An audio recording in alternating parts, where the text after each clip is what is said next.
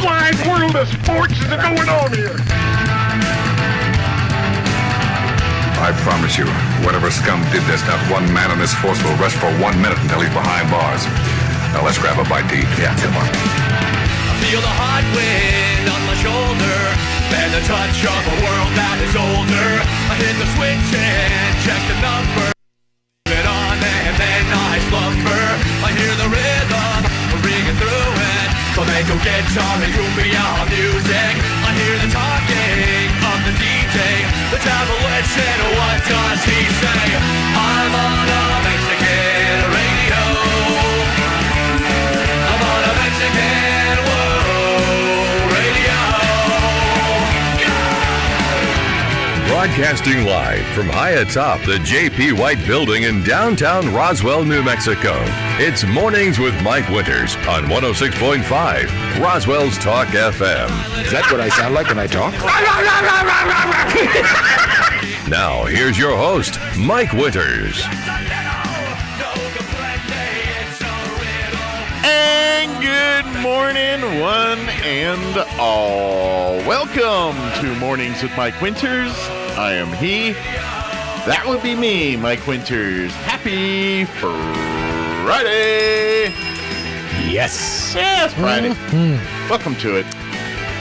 Had to do the gravy check before I came in. Are you in some biscuits and gravy? I am knee deep in biscuit and gravy wonder right now. Nice, good for you. Mm-hmm. Good for me. I need to look up the standard procedure for how they make biscuits and gravy at McDonald's. There's actually a guy on TikTok that his whole thing is he's a line cook and he shows how all the different things are made. Mm-hmm. I'm not sure if he's done biscuits and gravy yet, but I'm starting to think that the standard operating procedure at McDonald's is in fact face down. Oh.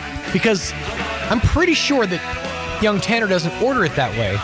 If he does, props to him. I think he might. Tanner is, once he knows your likings, he sticks to that. But I need to do independent research. What I need to do is just go and order yourself as a layman. Yeah. Just to a random McDonald's and just find myself a biscuit and gravy. A single. It has to be the single because if you order the double, they will give you two whole biscuits.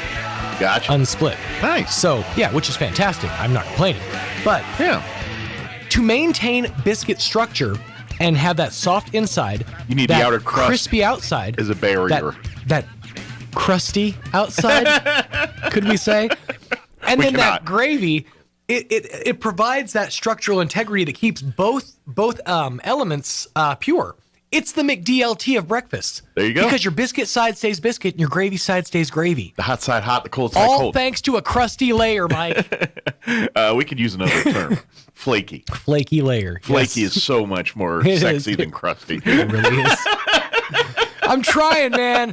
I'm trying to bring it back. I'm trying to find a way we can make crusty happen. Although flaky is a word that's great in some circles, not in others. You know what it is? It's that why. Because you could say a layer of crust, and that's fine. When you refer to your hair or friends, the term flaky, not so good. Not great. Not fantastic. Your biscuits? Oh. Yes. That's ideal.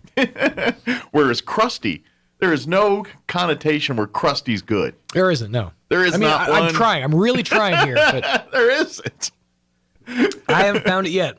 I mean, The Simpsons, they have a clown. But he's kind of a sad clown. He's the sad clown that works on the local cable news. And Krusty. His name is Krusty. Hey! I'm telling you, there's no good Krusties. No, there's not. I'm going to find a way. I'm going to find a way. Yeah. Yeah, the Colonel Sanders tried when he was doing that. The most crispiest, crustiest, it didn't sound right. Well, happy Friday. Yes. Big thank you to McDonald's because they provide us delicious breakfast treats. Sean got his B&G. Yep. We both got a custom sandwich today. Indeed. And this actually stemmed from a conversation I had last week with young Roybert. Okay. It is very simple. And this is like this is one of those things that is so simple, but no one gets. Well, because it's always been there. The options have always been there. Sure. But no one has ever thought to, throw it on there. Because when you think of the McMuffin, you think of Canadian bacon. See? You think of, which, let's face it, that's ham. It is ham. It tastes like ham. It comes from an entirely different part of the pig. It's smoked ham. It comes from a different part of the pig. I know. It's not the same. Fine. But But young Roy last week brought up the idea of what if you just had bacon on your McMuffin? Yeah. Like nobody's ever thought to do just a regular bacon McMuffin. Like not a bacon, egg, and cheese McMuffin, like a bacon McMuffin. Just bacon and cheese Yeah. and McMuffin. Well, they label it funny. Bill, because I think this is how they're on their board. Okay. When you plus up for bacon, that's how Okay. they do it. It's add 2 half strips. Of sausage. So Oh yeah, look at this. So- Just simple little Yeah. bacon and yeah, and you can break it down. You know, you got just the simple bacon. There's cheese on here. There's plenty of bacon. It's not lacking in the bacon department. It's actually hanging over. uh-huh. I'm thrilled about this. Cheers. Salud. That's perfect. Simple bacon, cheese, Right. bread. That's all you need. Oh man, Pretty good. smoky, cheesy, crusty. Crispy, man. Oh, crispy. Yeah, that's simple. I like You know it. what? And not enough is said about the way that McDonald's makes their bacon. It's the perfect level of got that chewiness, got that crispiness. It's kind of like the yin yang of bacon. I want the white egg on there. I just feel like the egg would steal the spotlight. This in and of itself is perfect. It's I mean, it's this is a perfect great. bite. It's a good bite. I want to try it with the egg on. But then you've just got a bacon, egg, and cheese McMuffin. Yeah, but how often do you see that? It's out there. Is it? I've never seen a bacon. I always see sausage, egg, and cheese. I've had one. Or Canadian bacon, egg, and cheese, but not bacon. Egg. I've had a bacon, egg, and cheese McMuffin. It's the BEC. I've actually, when Really? I worked there, yeah, I've it's got its own menu connotation. on it. Never have had it. But just the bacon by itself without the egg. I have never seen bacon with the McMuffin sandwiches. I have legitimately had one since I've worked here. Really? I never do. It's always been Canadian bacon or sausage. Wow. You gotta expand your world, man. I don't know. Two things I never put together. It was a nice bite. It was a good bite. Thank you to McDonald's for Indeed. sponsoring the show. Swing by any of your McDonald's here in town, including the brand new South Main location. Come see the new digs and the new Playland and the new spacious McDonald's on the south end of town. Absolutely. It's a really, really nice location. Yeah. It is beautiful. And big thank you to them. We do have a full slate for you for today's Yes, we do. show. Pastor Troy Smotherman will be joining us here this hour from Church on the Move. In case you haven't noticed, Easter weekend is 1 week from this weekend. I just realized it's Friday. It's Friday in the Lenten season, and we just started off by indulging in bacon. That feels so decadently wrong, but yet so right. Well, if they had a breakfast fish sandwich. I'm saying. Come on, McDonald's. This is your chance to appeal to the Catholic communities. But Pastor Troy will join us, talk about Good Friday Family Night. They're going to have a big fun family night, Good Friday, which is 1 week from today. Yep. And we'll talk also about their Easter Sunday services, too. So that'll be here in just a little bit. In the 8 o'clock hour, about 8:15, Sheriff Mike Harrington, Chaffetz County Sheriff, will join us, give us an update on what's happening around town. Probably talk a little bit about those fires. Yeah, it's still Out of Midway. I think it's still Yeah. going. Yeah, they were out late working that fire, and yeah, I think they're still wrapping up out there. So I know Sheriff's Department was out there, helping if there's evacuations things. I don't Right. think there was any at the last time I saw, but in case. So we'll talk about that and just talk about what they've been seeing, and they've been in the news lately too. So imagine we'll talk A little about bit, that. yeah, a little bit. Yeah. And then Bob Power going to join us in the 9 o'clock hour. Tomorrow, they got a big event out at the mall. Tomorrow, April the 9th, an all-star musical revival happening at the Roswell Mall beginning at 1 p.m. They're going to have prayer, music, all kinds of celebraciones. Indeed. And I would invite you to come on out and partake. So we'll talk with Bob about that about 9:15 or so this morning. Should be good. Plus, all of your hourly features that include the news of the local and the national variety, sports, and whatever else we can come up with for today's show. Speaking of sports, I finished the Tony Hawk documentary To the Wheels Fall Off on Right. HBO yesterday. Right. Man, is that thing good. Is it? I loved it. Now, see, and here's the kind of weird difference, because we are on either sides of a very close fence in that I am just this side of millennial, and you are just that side of Gen X. So we're kind of just on those parameters. So we kind of have those differences. But we both grew up in the skateboarding golden era. Yeah. So See, to like speak. Tony Hawk, I was a little young for early Tony Hawk when he's back there with Chris when it's like early Back in the when Bones. the boards were shaped different. Those early Bones teams and Peralta and Hassoy were like and Tony Hawk was like this little kid just kind of hanging with these guys. I was a little young for that, but like 85, 80 when he was starting to get big, and then by 90 where he was just the guy when it came to skating. I was around during his prime. I don't know if prime's even the right word. During that rise of his career. You were there for his prime formative years. Yeah. The thing that I got to be there for was after he'd already come up. Yeah. I got to be there for the video game era. Gotcha. And it was almost like All the it was a Activision games, renaissance of that first, because we had like the 6-year period where skating was super hot, like super hot. And then it went through a lull period of like a couple of years. Yeah. But then like right around when the PS1 came out and when they first put out the first Tony Hawk, it lit up so big. It was the biggest thing ever. It was just as big as it was in your day. Yeah. In the 88 to like 92 realm was as big as it was in like the 97. No, I'd argue even like 98 to like 2003. Yeah. It was like that perfect window of skater golden era. Yeah, but I have much more respect for Tony Hawk after watching that documentary. Yeah. I watched Tony Hawk and I'm like, yeah, you see the video games, you see him do the big skate moves and you're like, the man's got the world on a plate, you know what I mean? He's just and you don't realize the work, the dedication, what he's done. Oh yeah. And how he is, and his life for that matter. He's got some he had to struggle for all this. He was always the outsider going in because he was a tiny kid that these guys all looked at him and he did all the moves different and so he was bullied. He was really he had to fight his way in to be accepted. He got accepted. And then, he gets to the top of the world and he's got this thing where he keeps pushing. Like there's some scenes in there where he's trying like to pull the 900 off. Right. The pull off, which is one of the it was his signature. Once he had that was sort of like his. The 900 was like this move that was deemed impossible to do. And all the big names were failing, trying. Even Tony was doing. And go watch the X Games from '99. It's literally, you ever seen Tin Cup where he's golfing and he misses the hole and he's like, I'm going to take, and he, matter of fact, just starts shooting until he makes the shot and then he finally does it after, pulling a 20 or something. Right.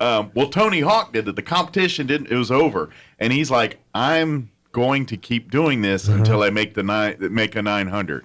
And literally after the competition's over, he's just sitting there in front of thousands of people trying the 900 over and over again and failing and failing. They're picking him up. And it's almost to the point of that's a man obsessed. And you're looking at him like, dude, you're going to break your neck. Keep going. And he's just climbing back up there. You're going to break your neck. Keep at it. Yeah, but that's what I'm saying. I know. The guy will literally kill himself until and that's the difference between Tony Hawk and every other skateboarder out there. That we always look at the glamour side of it and think Tony, and he's pretty even, pretty low key dude. And you talk to him and he's a guy. He talks normal. He's humble, but at the end of the day, the fire that's in that guy to make that happen, I don't think a lot of human beings have that in it, and it's pretty impressive. If you ever have played the game, and I doubt you have, but American Wasteland, Tony Hawk American Wasteland, it is a cartoonized version story, like very loose, based on story of kind of how Tony Hawk came to be. I came from the Midwest, came over to California and was picked on, was a nerd, a bunch of people called him in the game. They called him Kentucky. It was a whole thing. But then he joined the I think it was the Pro-Am Jam, and sort of like things took off from there. And it just people started paying attention. He started like garnering that attention, actually deserving it, and it sort of took off. But I'm very curious to check out that documentary. It's great. And I liked it because I remember those names. 'Cause I used to look at the Thrasher magazines and watch the videos, and you'd see like the guys, Peralta and Christian Hosoi and all those guys, Lance Mountain, all those guys that were the big deals back then. Right. And all those guys still skate for the most part, by the way. Those guys are in their 50s still skating. Yeah, and holds up pretty well too. Like Lance Mountain and Tony Hawk are probably going to die on skateboards. I'm just telling you right now, the way that those guys live, we're going to hear about them having some crazy thing on a skate, and that's how we're going to see those stories end, because that's just the way those people are built. Yeah, the Evel Knievel story or style. But it is really good. So I'm curious to check it out. It's HBO Max, right? Mm-hmm. Awesome. Yeah, it's on HBO Till Max. the wheels fall off. Yeah, till the wheels fall off. Very good. Excellent. It is 7:20. Probably should do some weather. Yeah, maybe.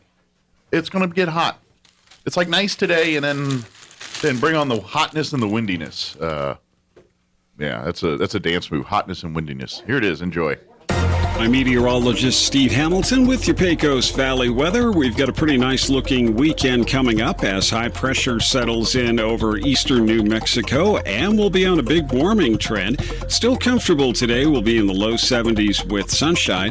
For the overnight hours, clear and cool. We'll drop into the upper 30s and then a lot warmer on Saturday. Breezy, sunny, and upper 80s, near 90 and sunny Sunday. That's your latest forecast. I'm meteorologist Steve Hamilton. Thank you, Steve. Currently 40 degrees here in Roswell. Humidity is at 23%. Winds are out of the northwest at 6 miles per hour. For today, beautiful day, actually. Enjoy today. Today's going to be picture perfect. Sunny skies, high of 73. Winds will be out of the northwest 5 to 10 miles per hour. Tonight, skies will be clear with an overnight low of 38 degrees. South winds 5 to 10 miles per hour. And then here's the weekend. Things warm up, and the winds are blowing. We got fire weather watches and all that this weekend. But for Saturday, sunny, 91, south winds 5 to 10 in the morning, 10 to 15 for the afternoon, which doesn't sound too bad. But they have issued a fire weather watch for tomorrow, beginning at 10 a.m.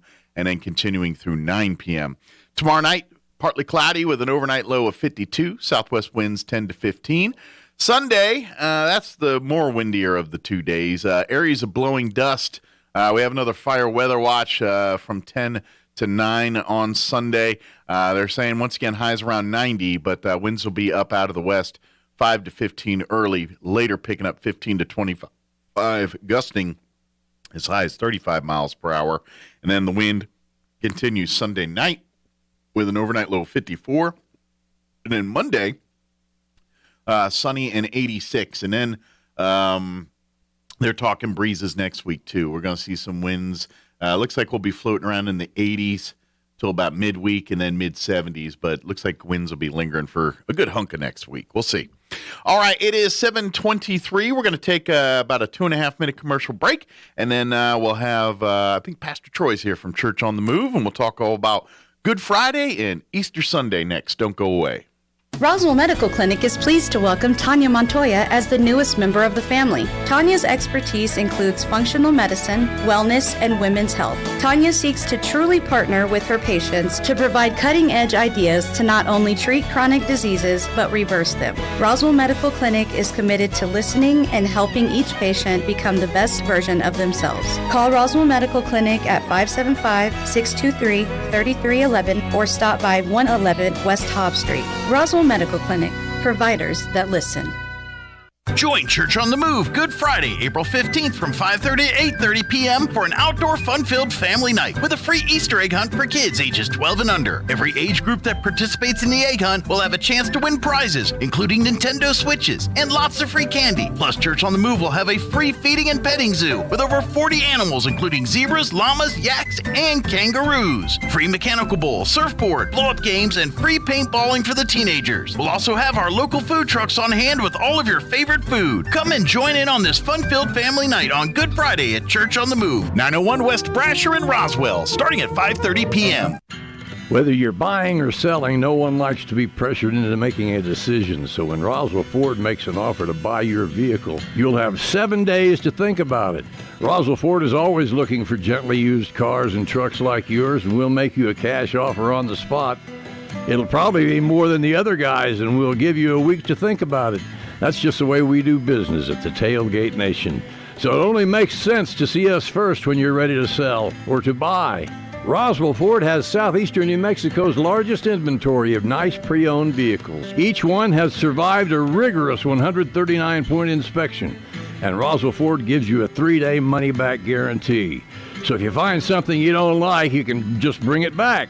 With the days getting longer and summer driving on the horizon, now's the time to start shopping for your next vehicle. So come see us at Roswell Ford, the Tailgate Nation, where we'll always give you time to think about it. 9th and Main. Make your home a smart home with Smart Home Wi-Fi from Plateau. Now you can connect more devices to fast, reliable Wi-Fi throughout your home. That means faster speeds with no downtime or lag. Enhance your connection, expand your reach, and experience whole home device control and protection with Plateau. Plateau offers true fiber with options starting as low as $60 a month, all with no caps and no hidden fees. Call today, 575-755-1000, or stop by 1001 South Main in Roswell. Get Smart Home Wi-Fi today from Plateau. Try true, trusted. Here's a Mornings with Mike Winters fun fact.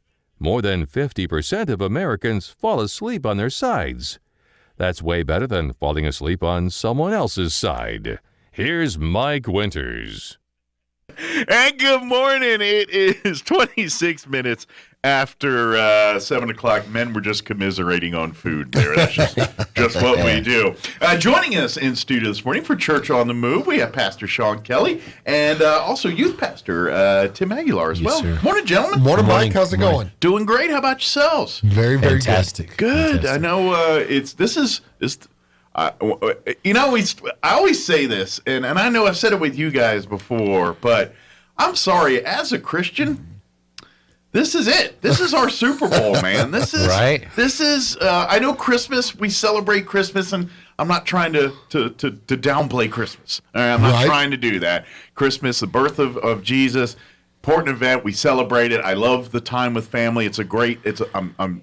But in terms of Christianity, the whole reason we're Christians, why Christianity exists, is because of Easter. Yeah. At the end of the day. So, and I'm not saying we don't celebrate Easter, because we do, but I don't know, I just think as a society we put so much stock in Christmas and all that, and I think it almost takes away from Easter a little bit, where at the end of the day, as Christians, this is our Super Bowl. This is a Shangri-La. This is the whole reason we're here as Christians, is because of what happens Easter weekend. You know, Good Friday and Easter, that part of, that's the basis of Christianity right there. You know? Right, the death and resurrection of Jesus. There's nothing bigger. Yeah, that's right. Exactly. So I always wonder, it's like, and we got great stuff, but I just don't know, why don't we treat it like Christmas? I mean, in terms of the way we celebrate it, the way we put, Christmas is a season. Right. Easter's a weekend. You know what I mean? Yeah, and for sure. And I never quite understood why we as society did it that way. I know there's rituals and things and why the evolution of all this. I get all that. But when you talk about historical significance, Easter's it. It's the biggin. I think probably societally, because Christmas sells Christmas presents. Yeah, exactly. There's a lot of commercial involved. Yeah, the rest of the world jumped on. Yeah. TVs and motorcycles and things are a lot more big ticket items than hard-boiled eggs and candy. Right. Only so much chocolate we can do, right? Yeah. Although the older you get, the more you're leaning to want the candy and less on the other stuff. The cool thing about that, though, is Easter really is about going to church. Exactly. Like that's a celebration. That's the other side of it. Yeah. The celebration is throughout the weekend. And to be honest, if you look at in terms of the story of Christianity, the history of Christianity, it's the highest and lowest moments all in the same weekend or in the same time period, because at the end of the day, for us to have Easter, we have to have Good Friday. Yeah. And as all Christians know and everyone knows, I mean, what Jesus did for us, it's brutal. It's absolutely. It's savage. It's the most hard things to wrap around in a human's brain that took place, and he went through it for us, and he came out on the other side smelling like a rose. And that's ta-da! Yeah. The miracle is proof right there. Can you imagine the Saturday in waiting? Like Like, what's happening? Everybody's kind of dispersed. Everybody's just kind of like, and then there's a Saturday, a full day. You're just sitting there, just like, not even twiddling your thumbs, but these guys were in hiding. Yeah. It's like, what is that Saturday like? They were prosecuted. They were,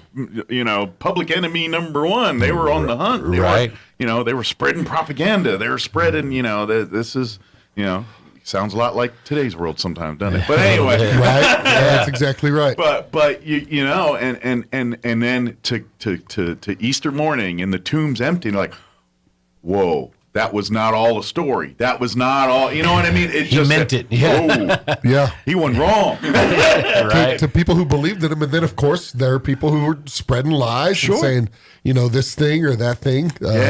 As always, a lot of untruth about Jesus and the followers of Jesus being thrown out there. So when you have fun Good Friday at Church on the Move and come out to Easter services and have your fun, Easter egg hunts and Sunday dinners and all that stuff. Please enjoy all that. Spend your time with family. Love on your family. Sure. Be there.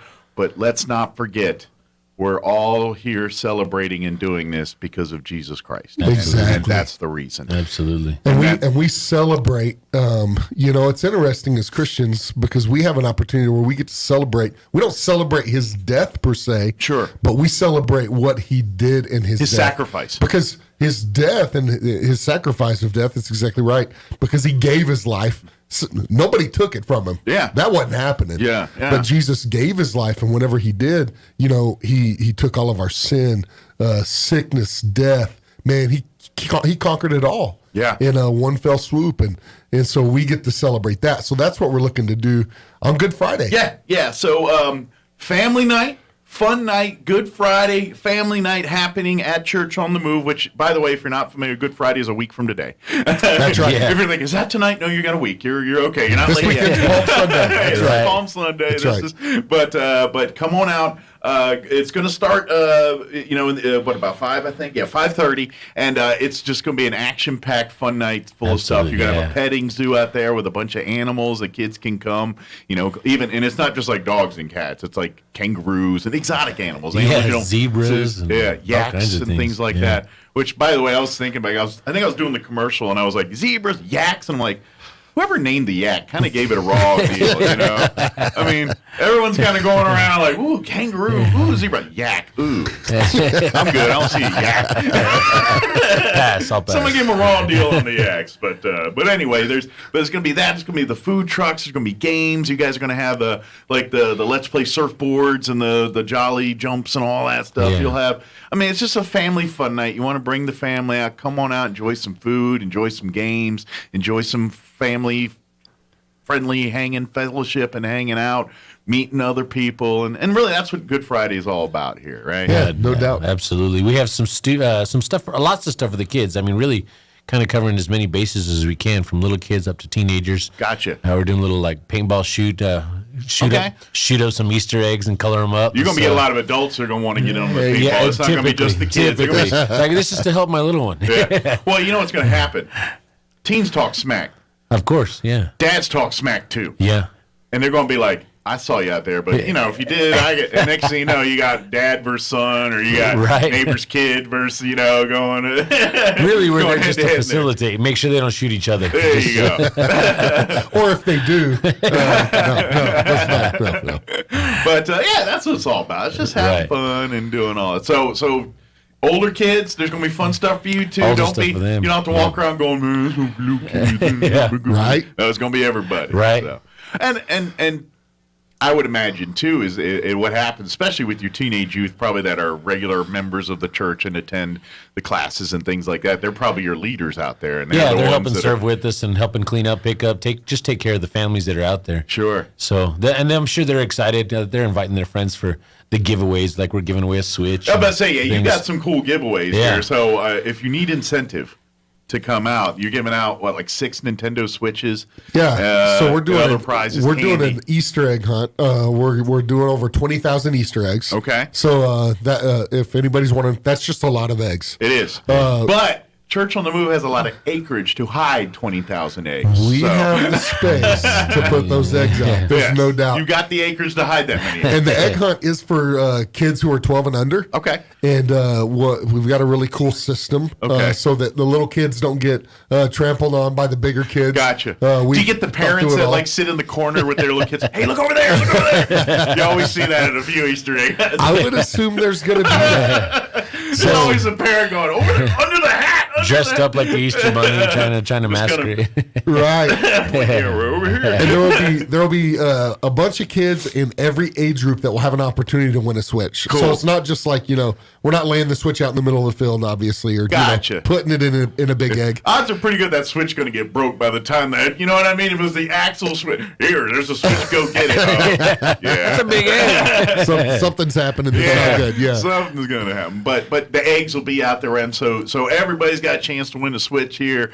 And I know I don't have kids, so I know about, but I know the Nintendo Switch is like the newest gaming system that everyone's into. It's kind of like the Wii was, I don't know, 10 years ago. I'm so out of touch. Yeah, I mean, you both. I'm not much of a gamer. But I know the Switch is like the new one. It's fun, Because it goes from like portable to the big TVs and back you can like take it with you. Yeah. I've seen my kids. I've seen other kids, older teenagers on it, and it's just we've competed for years, me and my son, and it's nice because it's more family friendly too. Like there's a lot of games. The games are more family. Yeah, you can connect with the whole family. It's not all about fighting, some warlord or something. It's like, flying or missions and things. Funner things. Yeah, stuff that are more family. Right. You don't have to explain stuff to kids. Why is that now? What's the disclaimer on this? Yeah.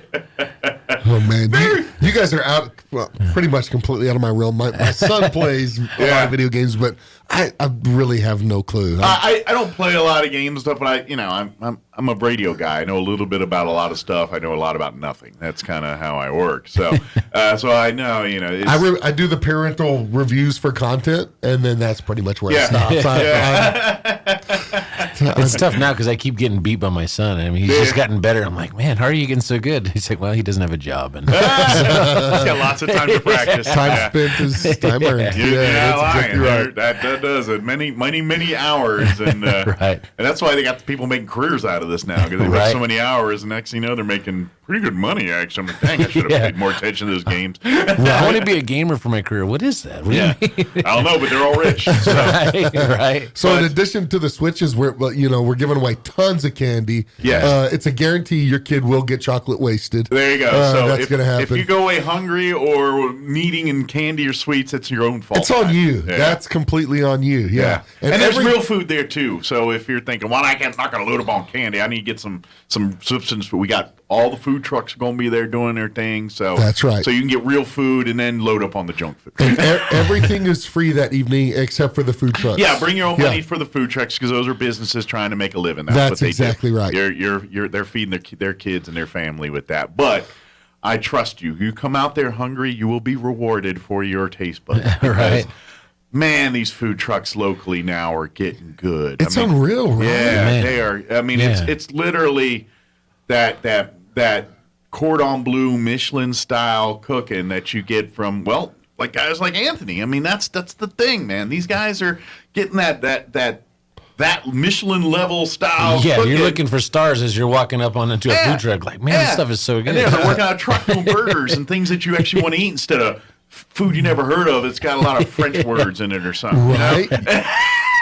Right. And you're like, this good. And that's what they're doing. So do you have a couple of, or know some of the food trucks are going to be on hand, or some of the ones that are agreed to participate? Yes. So there's a new food truck out there that will be shortly making its. I think I know what you're talking about. Mr. T's. Okay. Mr. T's will be there. Nice. We also had we've got there's a snow cone truck that's going to be out there. Traditionally, I think I want a taco truck. I'm sure, but There'll not just. I mean, these are like be crazy a couple good of tacos. trucks. Usually some barbecue. Yeah. Yeah, we have one. I know we have one barbecue place coming out. Okay.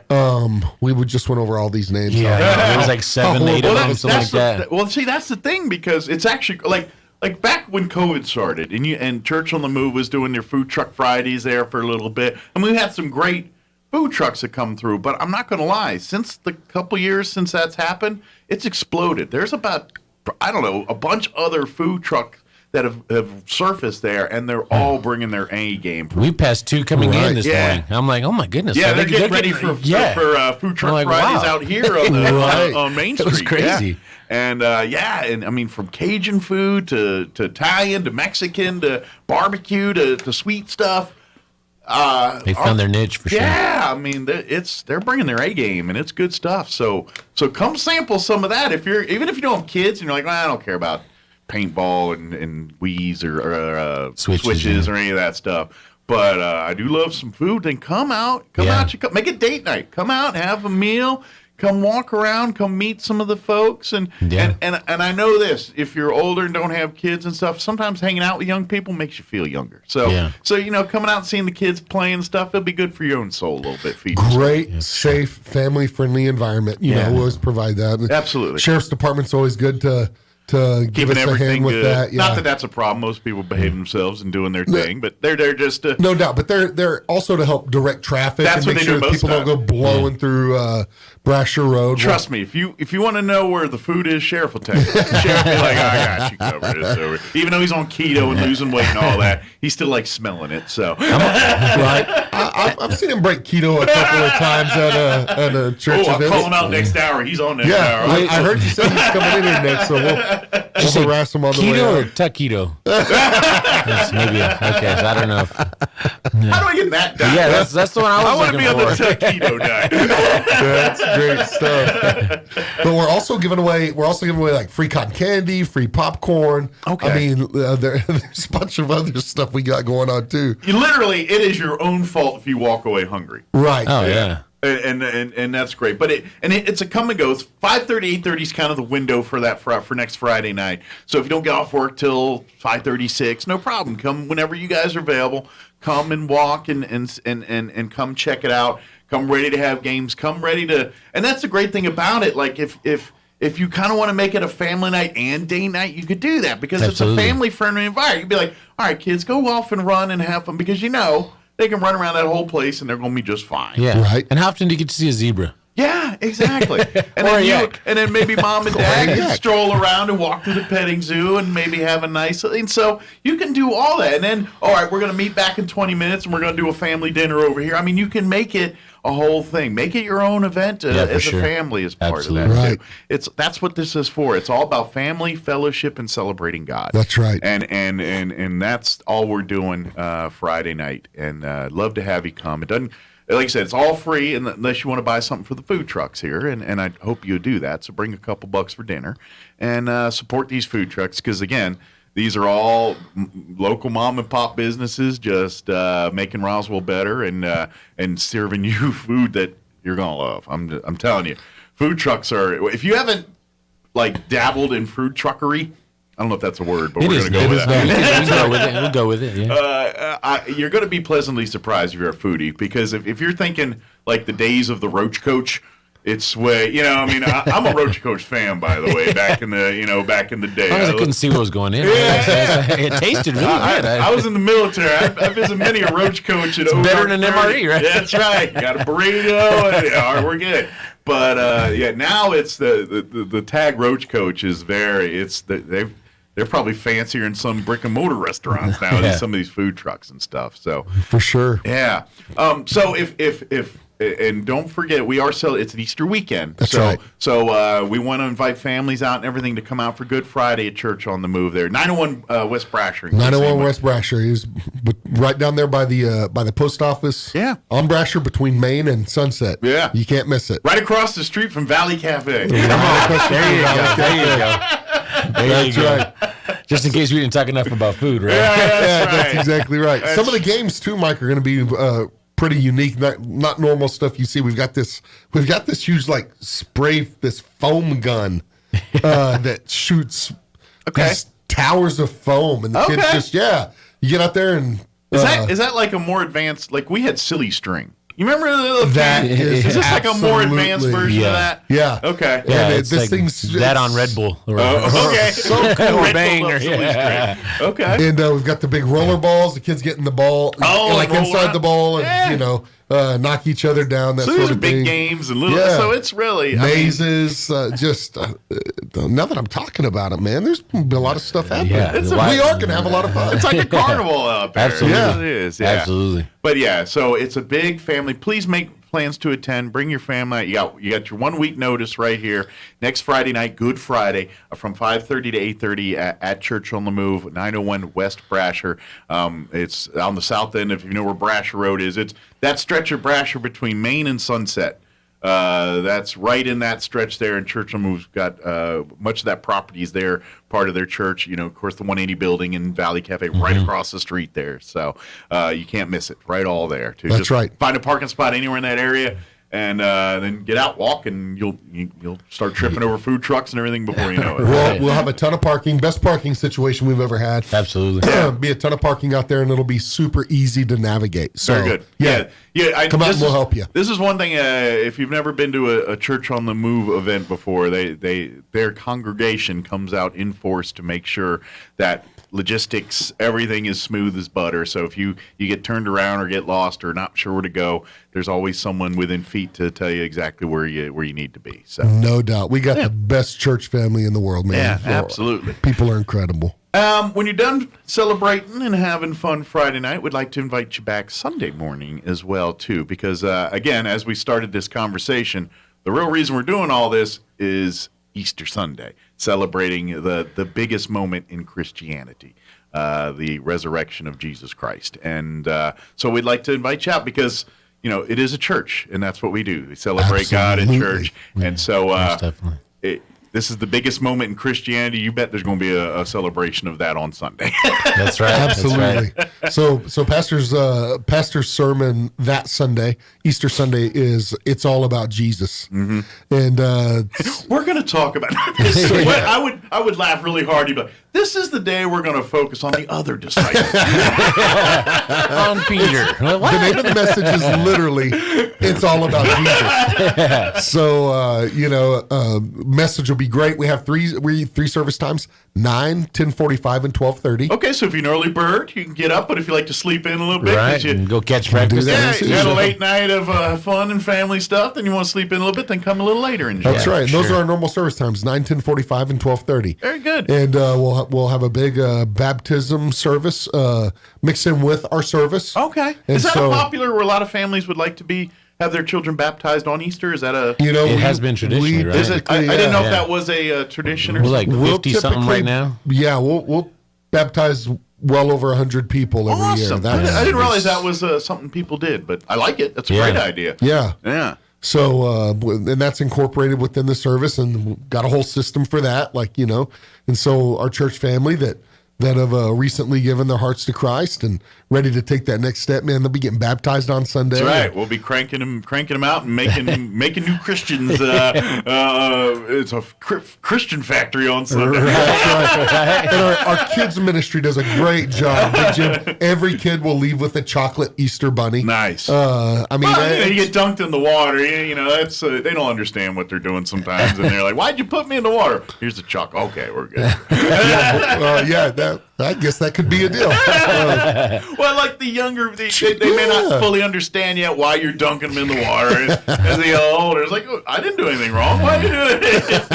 But then they understand. I always baptismals are one of the coolest things to watch as far as Christian ceremonies and things, but I love it because they're actually two very different. Like if you're doing with the infants and stuff, it's a very different ceremony than when you're doing it with an adult, or you know what I mean. That's typically where we're going with ours. Typically, we're seeing more don't adults fully understand what's going on. It's the parents and everything else, but when an adult consciously makes that decision to come to Christ, I'm not saying this. I'm not trying to say a baby's not special. I mean, it is.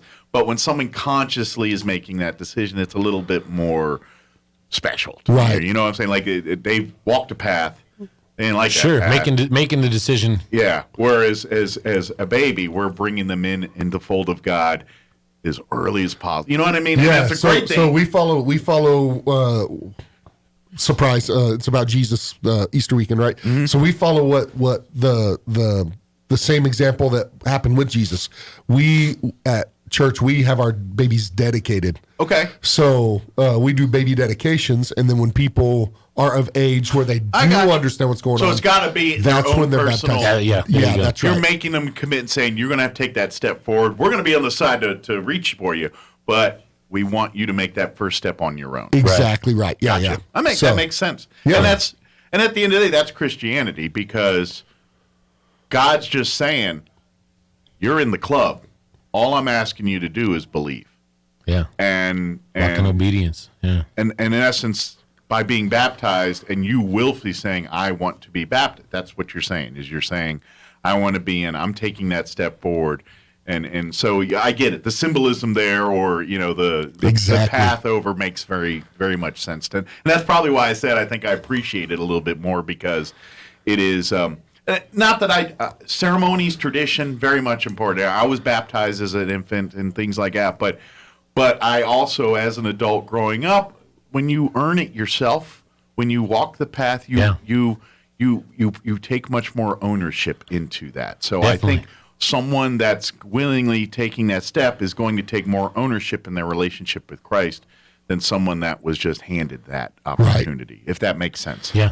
Absolutely. Just a public profession of faith. Letting everybody know, hey, I'm ready to take this step. I want everybody to know, man, Jesus has loved me, and now I'm ready to love him and give my life to him. Absolutely. So it is baptism's a very special deal, and everybody in the Easter services will get to observe all of the baptisms. Okay. So we've got celebrate it together like a family. Yeah, we will be able to, and there'll be other stuff going on at the same time. So it's interesting. If you just have to come check it out for yourself. Is it almost like I'm going to say a 3-ring circus? But I mean, does it get like that sometimes? There's just so much going on, and for those of us who are working behind the scenes, sometimes it feels like that. I would imagine. But we've got a really coordinated. Looks nice and smooth from a congregation member standpoint. It's the duck on the water analogy there. It's just like that, where you guys see the duck on top of the water, and it just looks like it's chilling on the top of the water. These guys are behind the scene going 100 miles an hour into the water line with those legs. That's true. We see you do a lot of paddling together for sure. Right. Yeah, exactly. So,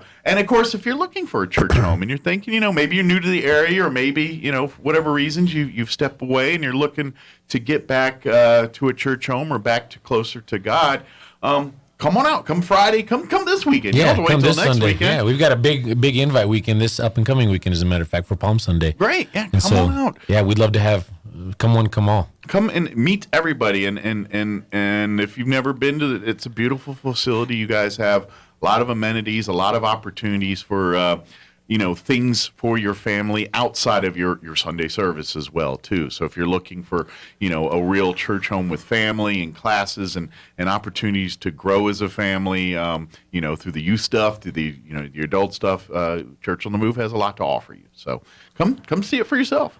Yeah, we'd absolutely love to have you. Pastor Tim, man, he's been at the church for I don't even know how many years. It's since 97, greatest majority of his life, no doubt. Wow. 20-something. Now, have you been youth pastor that whole time? Or? Past 19 years. So almost. So, good luck with that.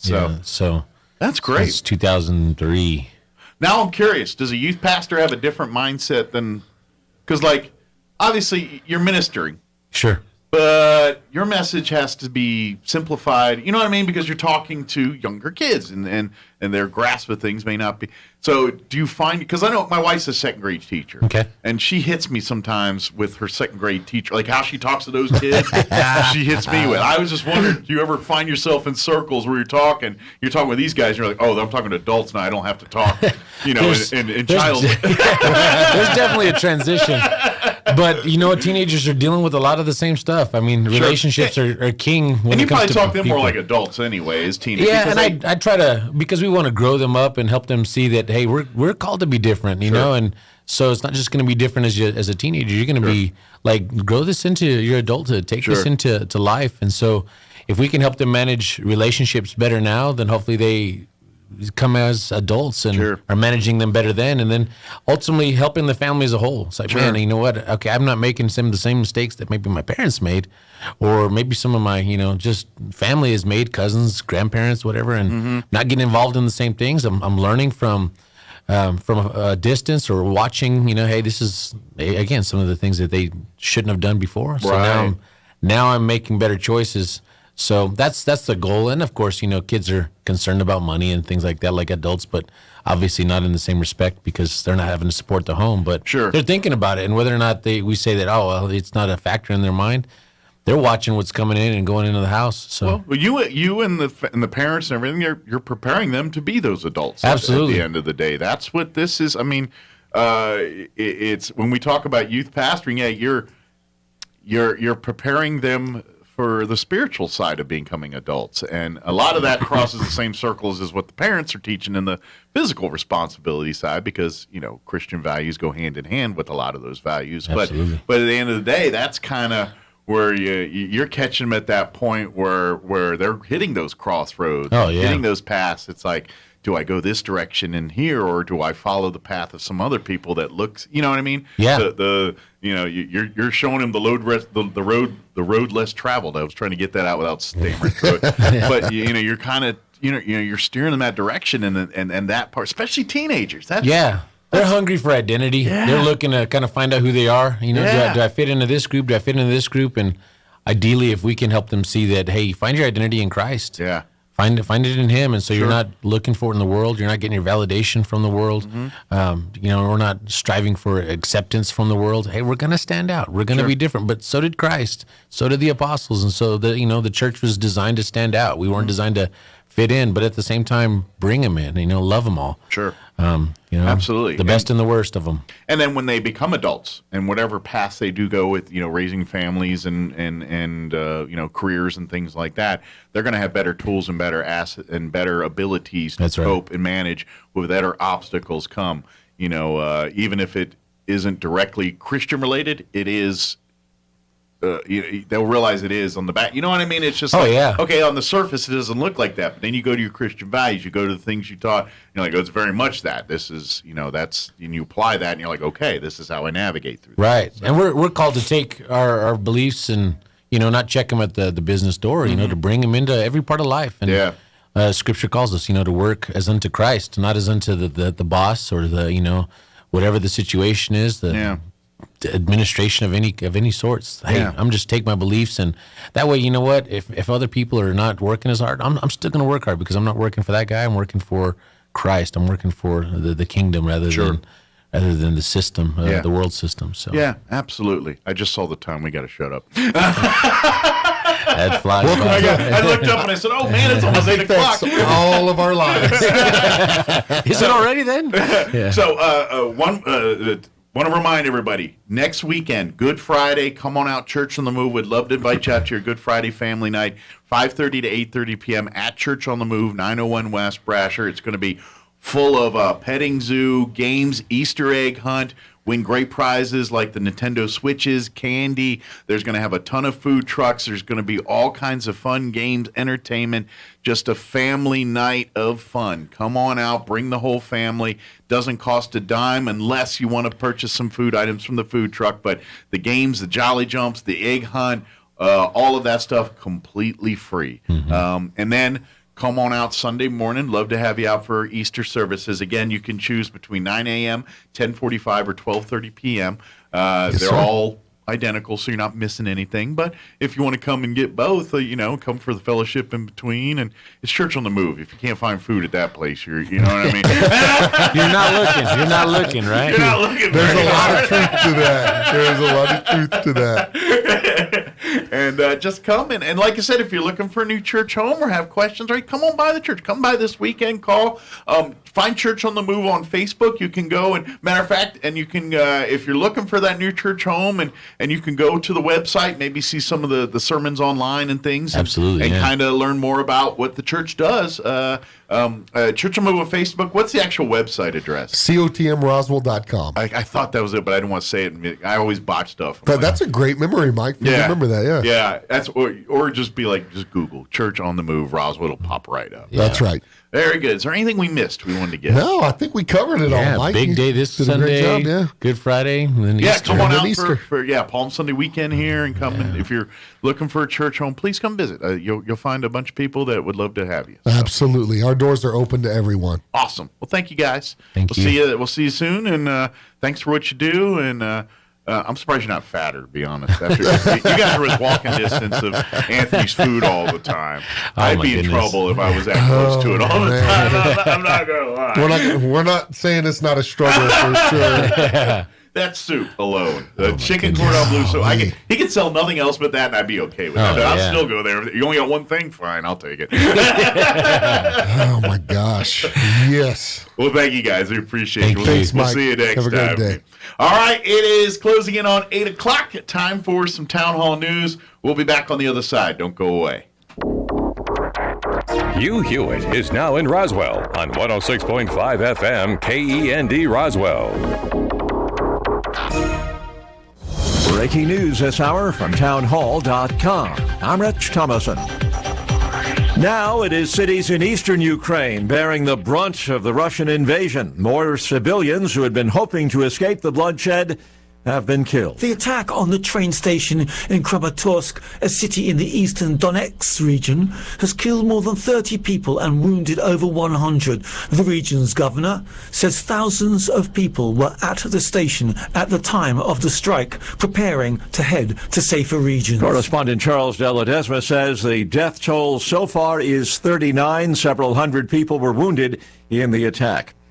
The White House will be holding an event today celebrating Senate confirmation of Supreme Court nominee Judge Ketanji Brown Jackson. President Biden will host a midday event in the Rose Garden following yesterday's 53-47 Senate vote confirming Jackson as the first black woman to the nation's highest court. He called Jackson's confirmation an historic moment for our nation. The president will be joined by the vice president and Judge Jackson. That's White House correspondent Greg Clugston.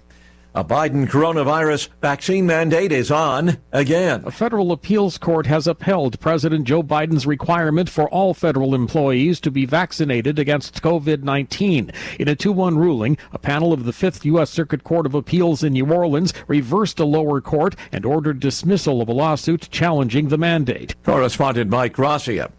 House Speaker Nancy Pelosi testing positive for COVID-19. Word of the positive test result comes a day after the 82-year-old Democrat leader appeared unmasked at a White House event with President Biden. On Wall Street this hour, stocks are negative. The Dow down 23 points, and the Nasdaq is off 187, the S&P 22 points lower. More on these stories at townhall.com.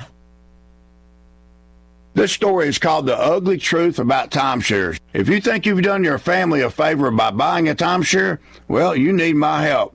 Hello, I'm Chuck McDowell, founder and CEO of Wesley Financial Group.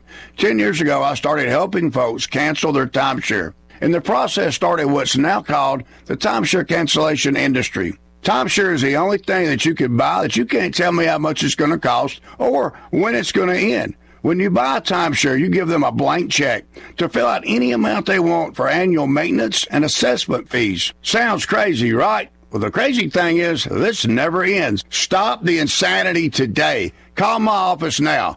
I guarantee if we can't cancel your timeshare, you'll pay nothing. Were you lied to when buying a timeshare and want out? Get the facts about timeshare cancellation. Call Wesley now for your free information kit. 800-691-9999. 800-691-9999. 800-691-9999. Residents of Shanghai are struggling to get meat, rice, and other food staples under anti-coronavirus controls that confine most of the 25 million residents to their homes, fueling frustration as the government tries to contain a growing outbreak. People in China's business capital complain online grocers are often sold out. Some received government food packages of meat and vegetables for a few days, but with no word on when they'll be allowed to go outside, anxiety is on the rise. Israeli security forces have hunted down and killed a Palestinian man who had opened fire in a crowded bar in central Tel Aviv, killing 2, wounding more than 10 others. The attack caused mass panic in the heart of the bustling city. It was the 4th deadly attack in Israel by Palestinians in 3 weeks, came at a time of heightened tensions around the start of Ramadan. Thousands of Palestinians from the West Bank are set to enter Jerusalem. Breaking news and analysis, townhall.com. California finds itself in the grip of a record-setting spring heat wave. Long Beach, California broke 100 on Thursday, shattering the previous record of 93 Fahrenheit set back in 1989. The 99-degree temperature in Oxnard broke a nearly 50-year-old record by 10 degrees. Santa Rosa, north of San Francisco, hit 92 as the fire danger rose, but not to red flag warning levels. One small brush fire in Los Angeles County was quickly extinguished. The spring heat follows an exceptionally dry winter, leaving the state facing yet another year of drought and tightening water supplies. One of the largest supplies, the Sierra Nevada snowpack, is just 30% of average for this time of year. National Weather Service forecasters say the heat will break over the weekend. I'm Tim McGuire. And on Wall Street, the Dow now back in positive territory. The blue chips up 14 points. More on these stories at townhall.com.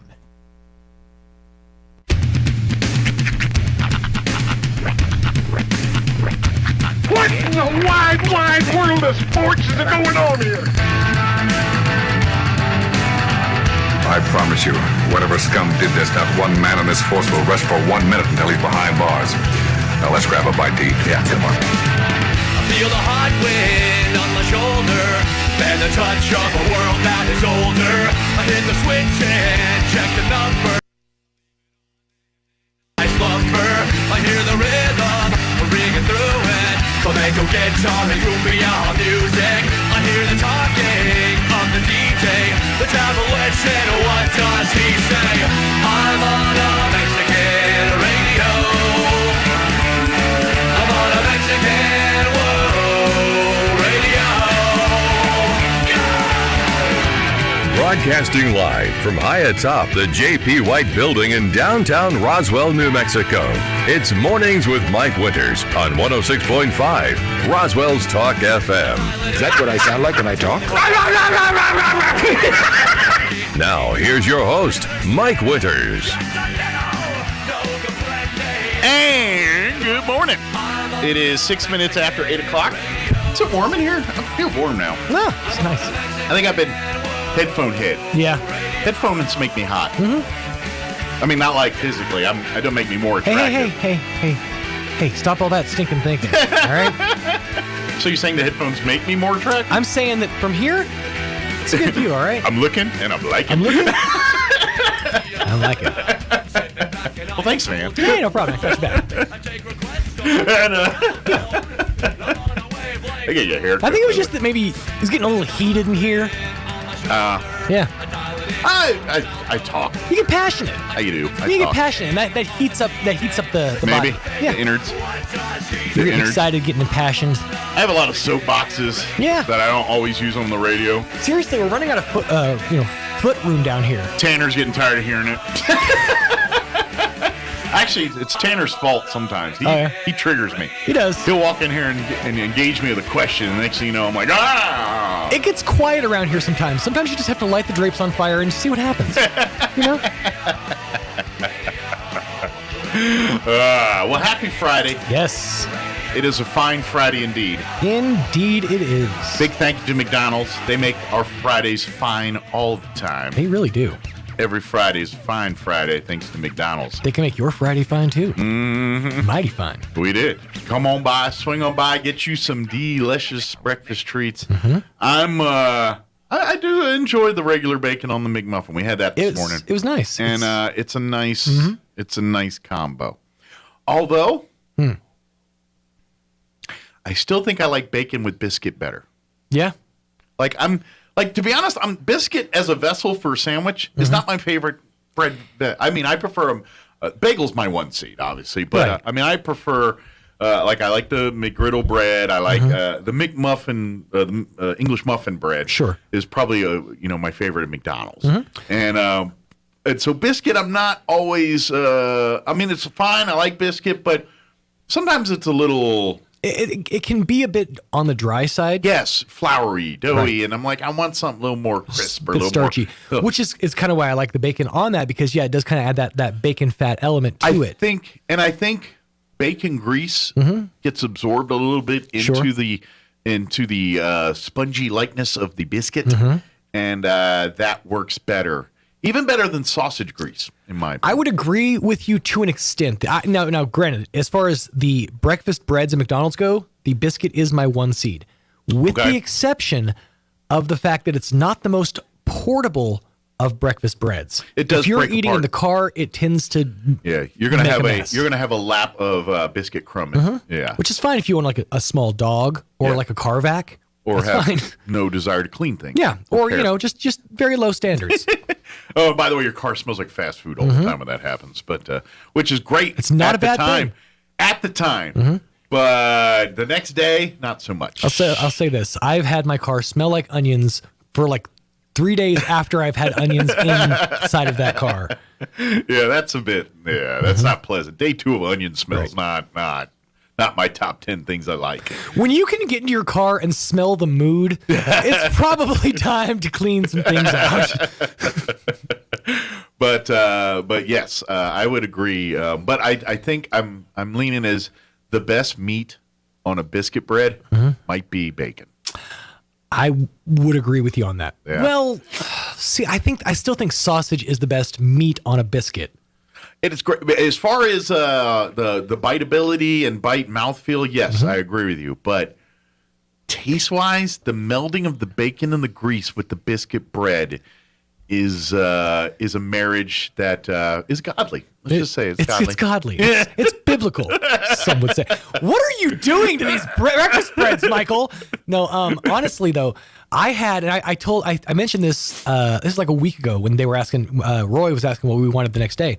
I mentioned that I wanted a sausage McMuffin, just sausage and cheese and McMuffin, because I was going to a remote the other day, dropping my kids off at grandma's house, and I stopped and got their normal breakfast. I got one of those just for myself, and it was legitimately the best breakfast sandwich I have ever had. Wow. Maybe it was just because I was hungry that day. I don't know. It might have been, because I've had that, and it's sausage good. and cheese just by itself, no egg, on a McMuffin. It's simple. It was perfect. Sometimes it was they get those a little bit crispy. It was chewy. It had just Are they still all the right $1? elements. I think that it's like that and a hash brown are like, I don't quote me on this, but I think it's like $1.99. Usually that's like their dollar sandwich, like the sausage. And I think there's McMuffin. a deal through the app. I don't have my phone on me. Yeah. Which, by the way, download the app, utilize it. Exclusive deals to the app. Points. Yeah, points. I got points. I got mad points right now. Mad points. I get like Happy Meal. I can walk up there and just point, say, give me that, and they'll give it to me. Yeah. Mike's actually like 13 points away from a franchise. That's right. A couple more. I'm going to own the South Main McDonald's. I was kidding. I'm coming for you. I got enough points. It's actually all you get to open up is it's just a play place in Midway. There's no food actually served there. But actually, they let me own the soft serve thing. I just stand there and be like, "That's mine. You want ice cream? Hey, you want ice cream? Hey, you want ice cream?" Mike's now responsible for making sure that all of the ice cream machines work at all the McDonald's. I go and I it's just a tall order, dude. I'm a tester. I walk into each McDonald's. I go back there. I wheeze it basically. I stick my head under the dispenser. Turn it on. That's a verb that only a very slim generation gets. I wheeze it. Yeah, I totally get that. Wheezing the chicken. Kids, that's when you walk up to a machine and without using a cup, using your mouth as the what do you call it? Vestibule. Your mouth is the cup. Yes. I was trying to think of the word vestibule. Yes, using your mouth as the vestibule of choice. Mm-hmm. Yeah. And it's fantastic. Now, if you really want to upset someone at a local, we'll call it convenience establishment, go for Wheeze a Suicide. Oh. Yeah. That's where you start at one end of the machine and you just hit every single one of the sodas on the way down. Yeah. Yeah. It's probably a lot of splashback on that one. It is. It's going to be a sticky afternoon for you, and it's a real good way to get kicked out of an AM/PM. That'll do her. Tell you. 1 or 2 times, that's all it takes. I was doing great till I hit the slushy, and then I was in trouble. No, you know what really got me was the cappuccino machine. Because you got to wait that 3 seconds while the powder spits out. Feel the burn. Don't do this stuff at home. Yeah, the views expressed by Sean Smalls do not reflect those of Pecos Valley Broadcasting and staff or management. That's why management hates kids. It's the people like us. But big thank you to McDonald's. Download the app. I literally do. I don't have enough points to get a franchise, but I can get like a Happy Meal or anything I want on there.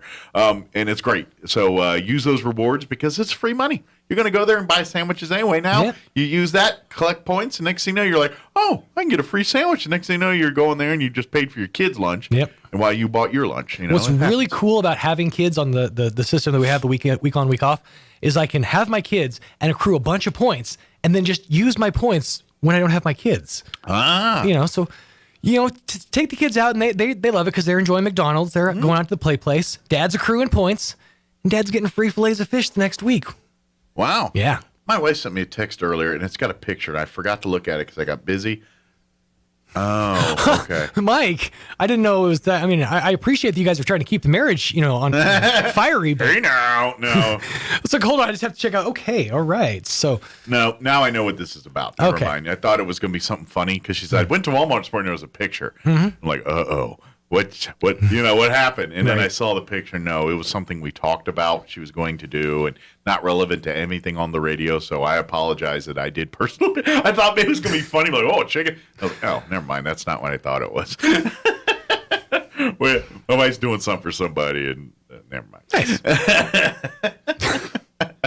I just thought, hey, wait a minute. What has she got? Somebody with their underpants hanging out or something? What's going on Walmart. over here? People, I think it's on Reddit. It's the People of Walmart. Yeah, it's a great subreddit. It is. Well, there's about 30 of them now. Yeah.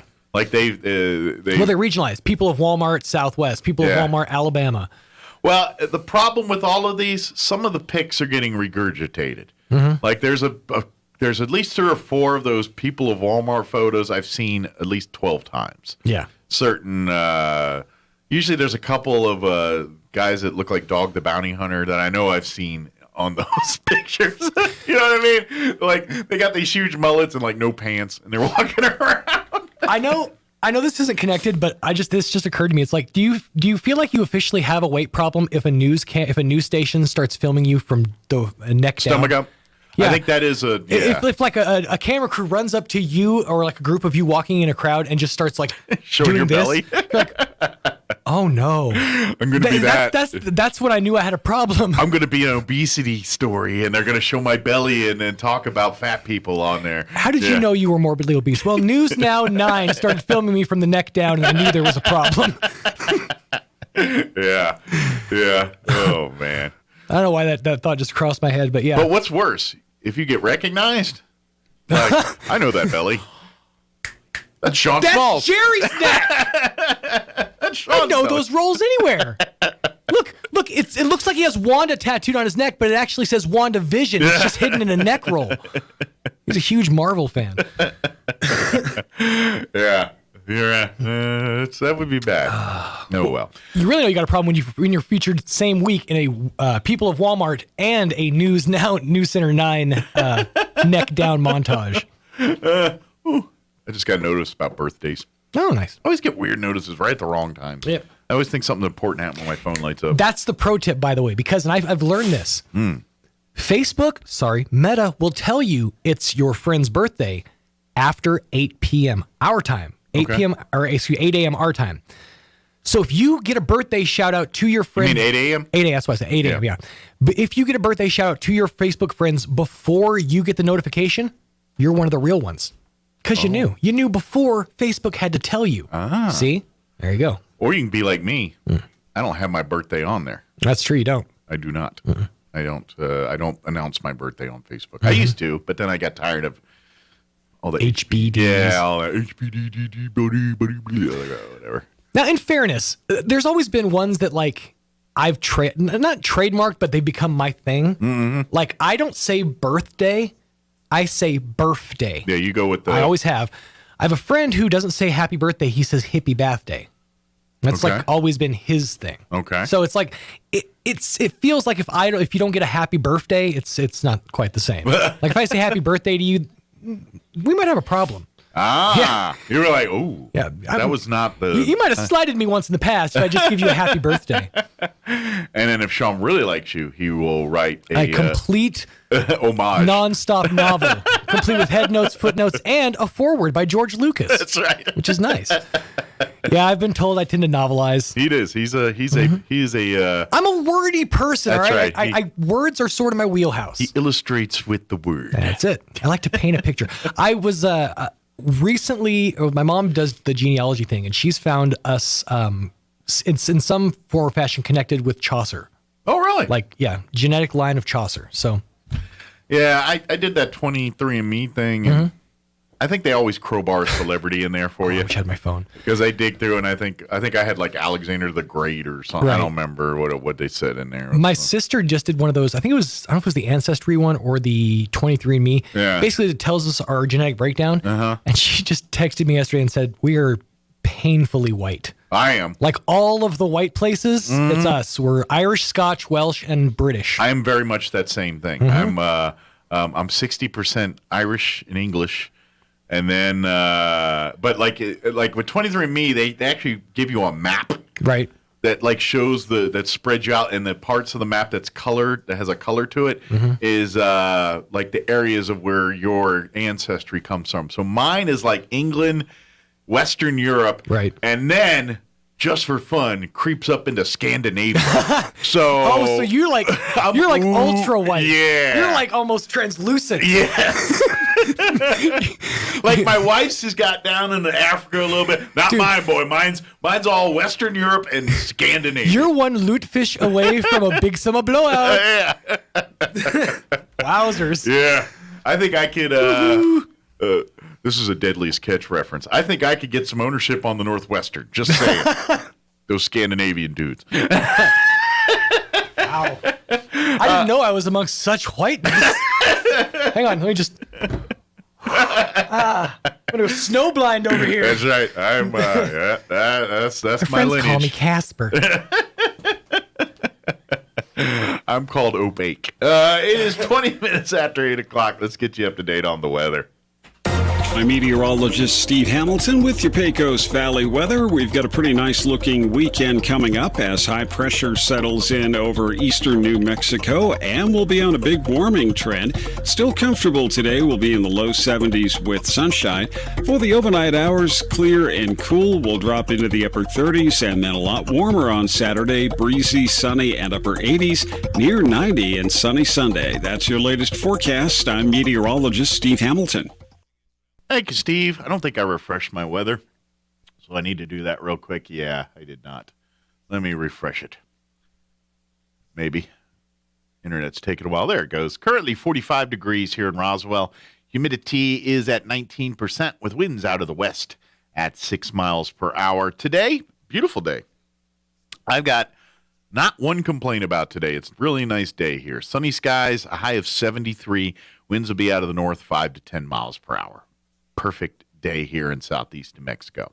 Tonight, clear skies, overnight low of 38. Winds will be out of the south, 5 to 10 miles per hour.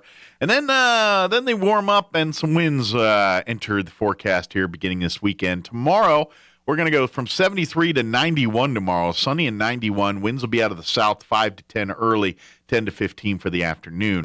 Partly cloudy tomorrow night with an overnight low of 52. Southwest winds 5 to 15 miles per hour. And then Friday, some more wind. By the way, we do have fire weather watches both Saturday and Sunday from 10 a.m. until 9 p.m. on Saturday. And then same thing, 10 a.m. to 9 p.m. on Sunday as well. But the wind will probably be worse on Sunday. They're talking areas of blowing dust for the afternoon. Once again, sunny, highs right around 90, but winds will be up out of the west. 5 to 15 early. Later in the day, picking up 15 to 25, gusting as high as 35 miles per hour by Sunday afternoon. Sunday night, mostly clear, overnight low of 54 and breezy. And then Monday, sunny and 86. Looks like it's going to be breezy to windy for a hunk of next week as well. We'll be floating in the mid 80s Monday and Tuesday, mid to upper 80s Monday, Tuesday. And then drop down in the mid-70s around midweek next week there. That's what they're saying as of this moment. All right, it is 23 minutes after 8 o'clock. We're going to take a quick commercial break. I'm not sure if the sheriff's yet here or not. I haven't heard anything.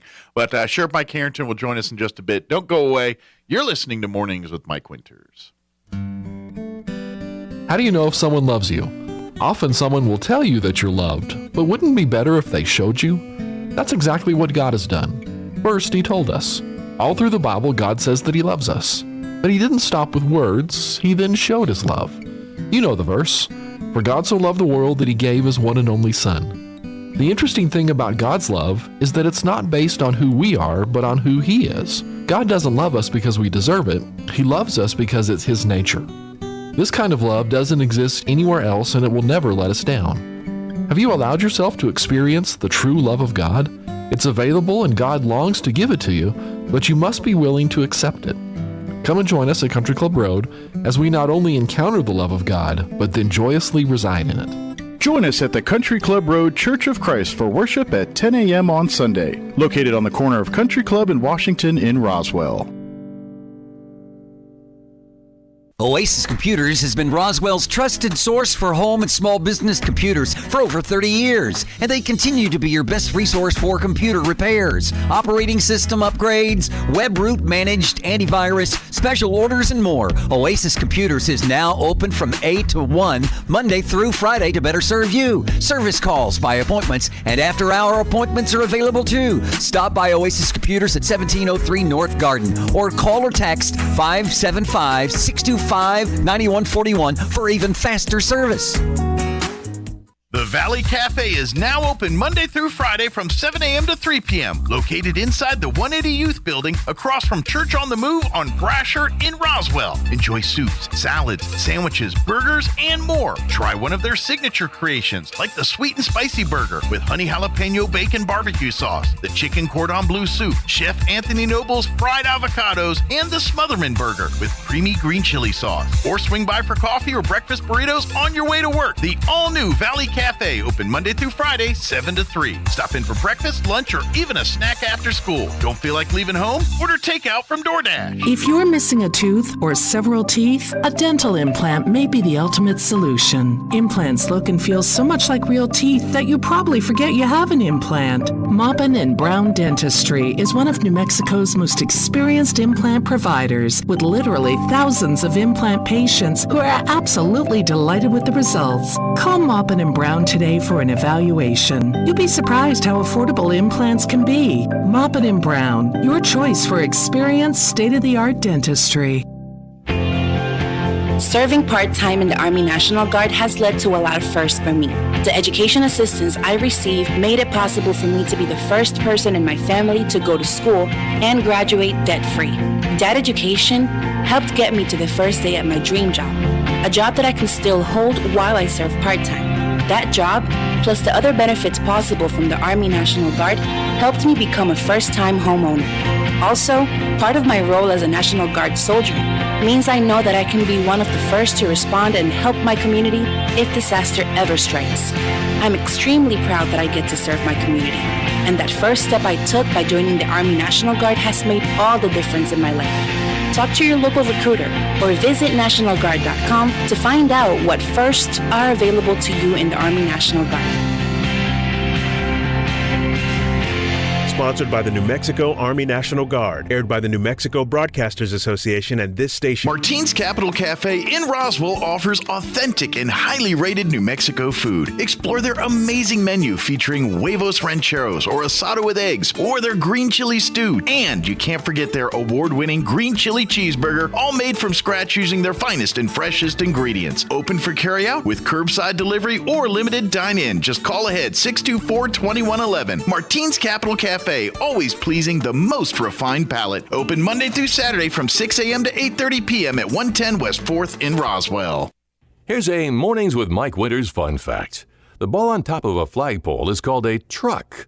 Mess with your friends today by pointing at a flagpole and say, "Hey, check out the truck on top of that flagpole." Here's Mike Winters. And good morning. It is 28 minutes after 8 o'clock, and we're going to say it. Undersheriff's bailing out the sheriff right now. Sheriff's running. I think he's having breakfast. I think he's sitting around listening. Like, I'm going to let Charles do it. I'm going to sit and see if he does a good job. No, just kidding. Under Sheriff Charles Eastland's joining us. Sheriff's on his way. He'll be here in a bit. He's running late. Morning, morning, Charles. How you doing today? I'm doing great. How about yourself? Doing good. Doing good. I know you guys have been busy. A lot going on. I do want to get an update. I know the sheriff's office was out of that fire up in Midway. Right. Were you personally there at all? I know you and the sheriff were like everywhere. I was. Yeah. And this morning at about 4:45, it looked like they started to get it contained. Okay. Or a containment on it. It was a heck of a glow. And that was throughout the evening. And if I remember right, that was a prescribed burn, and then it just got out of hand, is what happened, right? It was. I think it wasn't the nothing nefarious. Of a It was just a prescribed burn, and that's they do these to prevent this from happening. That's exactly right. But if the conditions aren't perfect, sometimes this happens, and I'm guessing there was probably a little wind or something, and they were maybe on the bubble, and they decided to went with it, and it didn't go as well as they'd hoped. I think the wind kicked up. I think there was a lot of fuel being undergrowth, and a lot of dry brush. We haven't had a lot of moisture this year, and so they do the prescribed burns exactly like you said to keep these things from happening. Yeah. However, the prescribed burns themselves are sometimes well, it's fire. And fire does what it wants sometimes, and we as man try to control it. All it needs is oxygen and fuel. But has anybody ever tried to combat Mother Nature?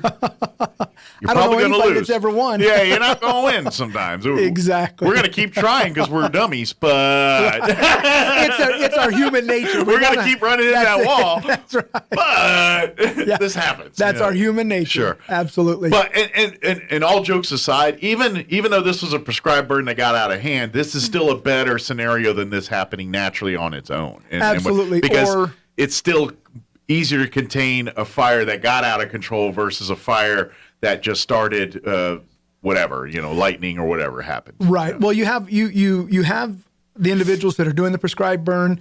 You have fire already on scene, usually during a prescribed burn. Sure, they can combat it, Exactly. So the minute they see it getting out of hand, the resources are already available, and they've already been, they kind of have a heads up, so to speak. They're ahead of the game.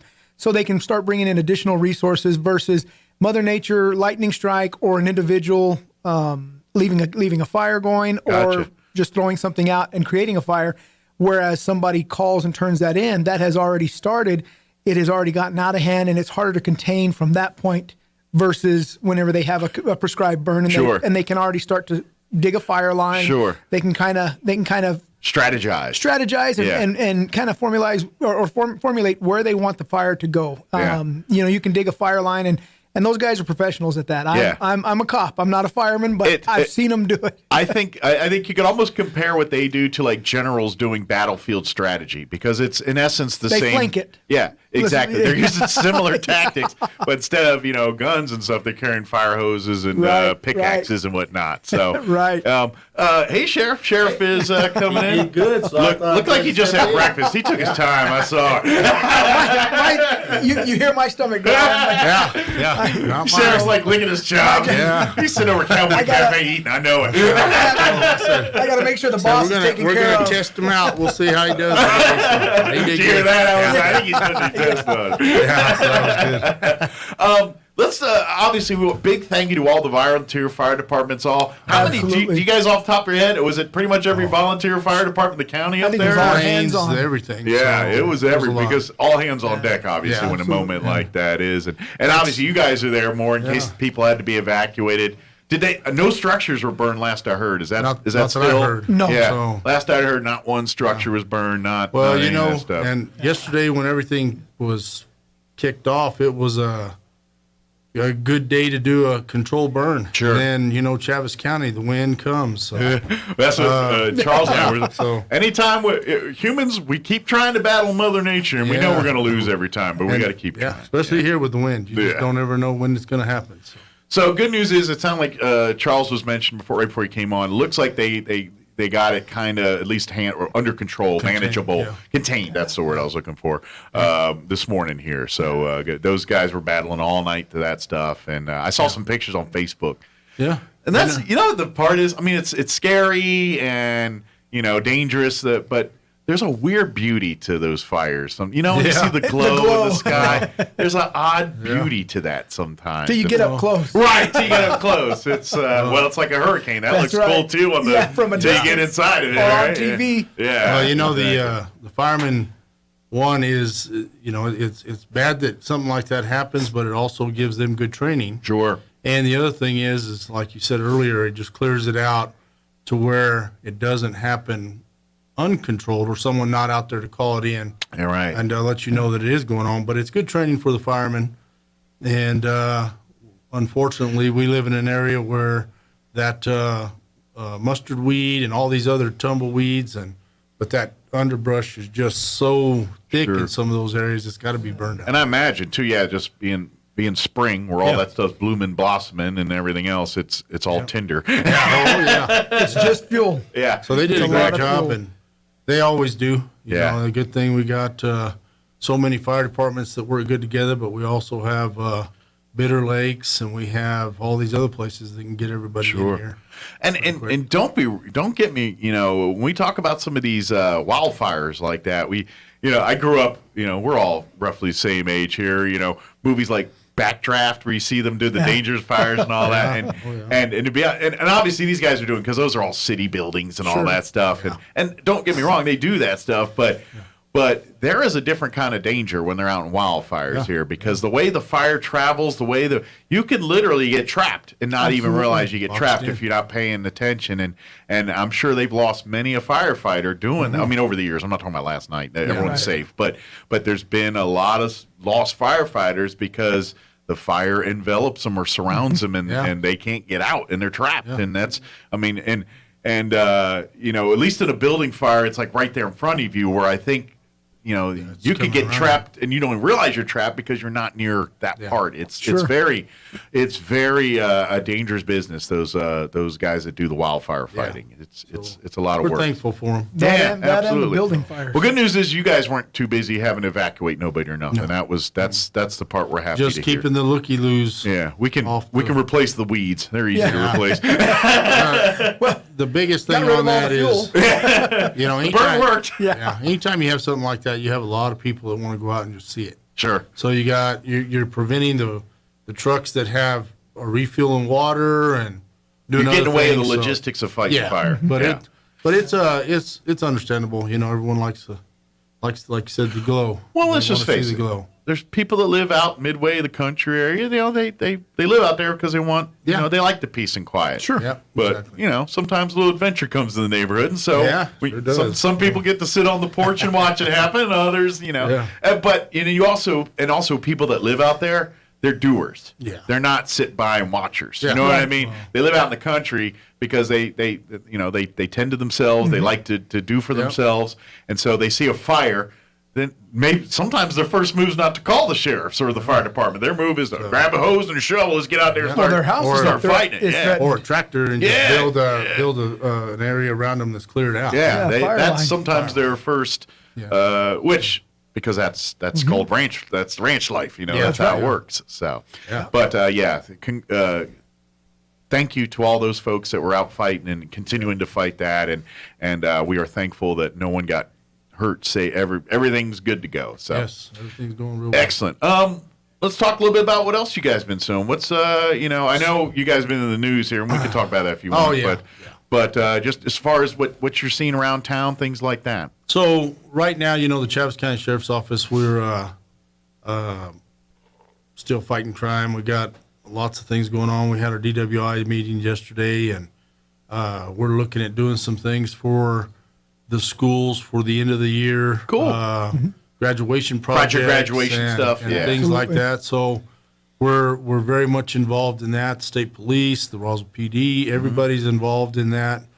Dexter, Hagerman, Lake Arthur are all going to be included in that. So we've got a lot of things coming that we're going to do to make sure these kids are safe. Sure. On graduation night, as well as probably that whole week before graduation. You know how things get a little crazy. Yeah.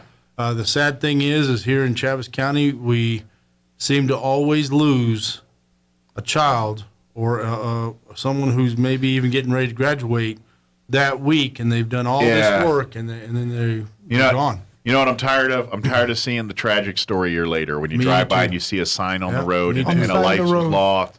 And they're honoring that person, but I'm tired of seeing those because it's so easy to avoid. Well, we shouldn't have to be doing that anymore because it's and I get it. They're kids. They want to have and we all adults are no different. How many times? I mean, forget drinking and driving. How many times a day I just go up Main Street and everyone knows you're not supposed to be on your phone. Everyone, and I sit there and someone's slow or weaving, and I look by and they're doing this. We were in Albuquerque or putting yesterday. on their makeup. You know. Yeah. We were in Albuquerque yesterday, and I will tell you this. They're doing 75, 80 miles an hour on the interstate where cars are zipping in and out, and you look over, and they got their – literally one person had their leg crossed over the other leg, sitting there reading the phone while driving at this speed, and I was like, oh, my gosh, you know. What? And but what is so important that you I don't get it. It's crazy. You know, they think that they're only going to look for a second. Right. And it only takes a second for someone to come from another lane over into or stop in front of you. Stop in front of you or whatever. Humans just have this innate ability to do that's them, it's not me mindset. Yeah. Or it won't happen to me. It's like cancer. Oh, that's the people getting cancer. It's never going to happen. I mean, that happens to you. Same thing with drinking and driving. All that. It's like, I'll be fine. That's not going to happen to me. And then they're in jail or worse. And that's what happens. That's a fact. And so we are going to be out in force making sure that things are going very well for these kids on graduation night. We're going to be looking for juvenile parties. We're going to be looking for anybody who's providing alcohol to minors. And are the schools doing the lockdowns where they let them come in, stay the night, and stay there? Good. So, there's project graduations going on everywhere, and we really appreciate everybody who's donated stuff for these kids to get prizes or do whatever they get, you know, and so it's an incentive to get there. It's just that only a small percentage of the kids go to those. See, it was a lot because they were doing that. That kind of started when I graduated high school around 91 when I graduated. We would like kind to of a new see. thing. That's when I graduated. But when you see the number of people who are actually graduating in this county and the people who actually go to these, it's a small number. Okay. And the number that goes out and drinks and parties and goes to all these other places, it's a small number. But when somebody dies, it's got a big impact. It's a big impact. And so we're going to hit that number, and we're going to be doing things. A lot of people, you know, they got their head on straight, and they're doing the right things, and they're moving on. Sure. And, but we also know, especially now being the chairman of the DWI program, that innocent students get hit by drunk drivers. Absolutely. And they've got their head on straight, and they're doing what they're supposed to be doing, and now their life or their family's lives have changed forever. So. Well, I mean, look at the tragedy that happened in Texas there a couple months ago with the team from Hobbs there. The golf team. Golf team, yeah. Can't even imagine. Yeah, I mean, that's horrible. That's so sad. And that story got weirder and weirder as more details came out on that one. I don't even think I ever heard the final. Yeah. Like the kid was driving and the kid, it was a whole thing. It was weird. But all again, drinking, drugs, driving, all of that, it was involved there. So so we're going to be out doing that. We've got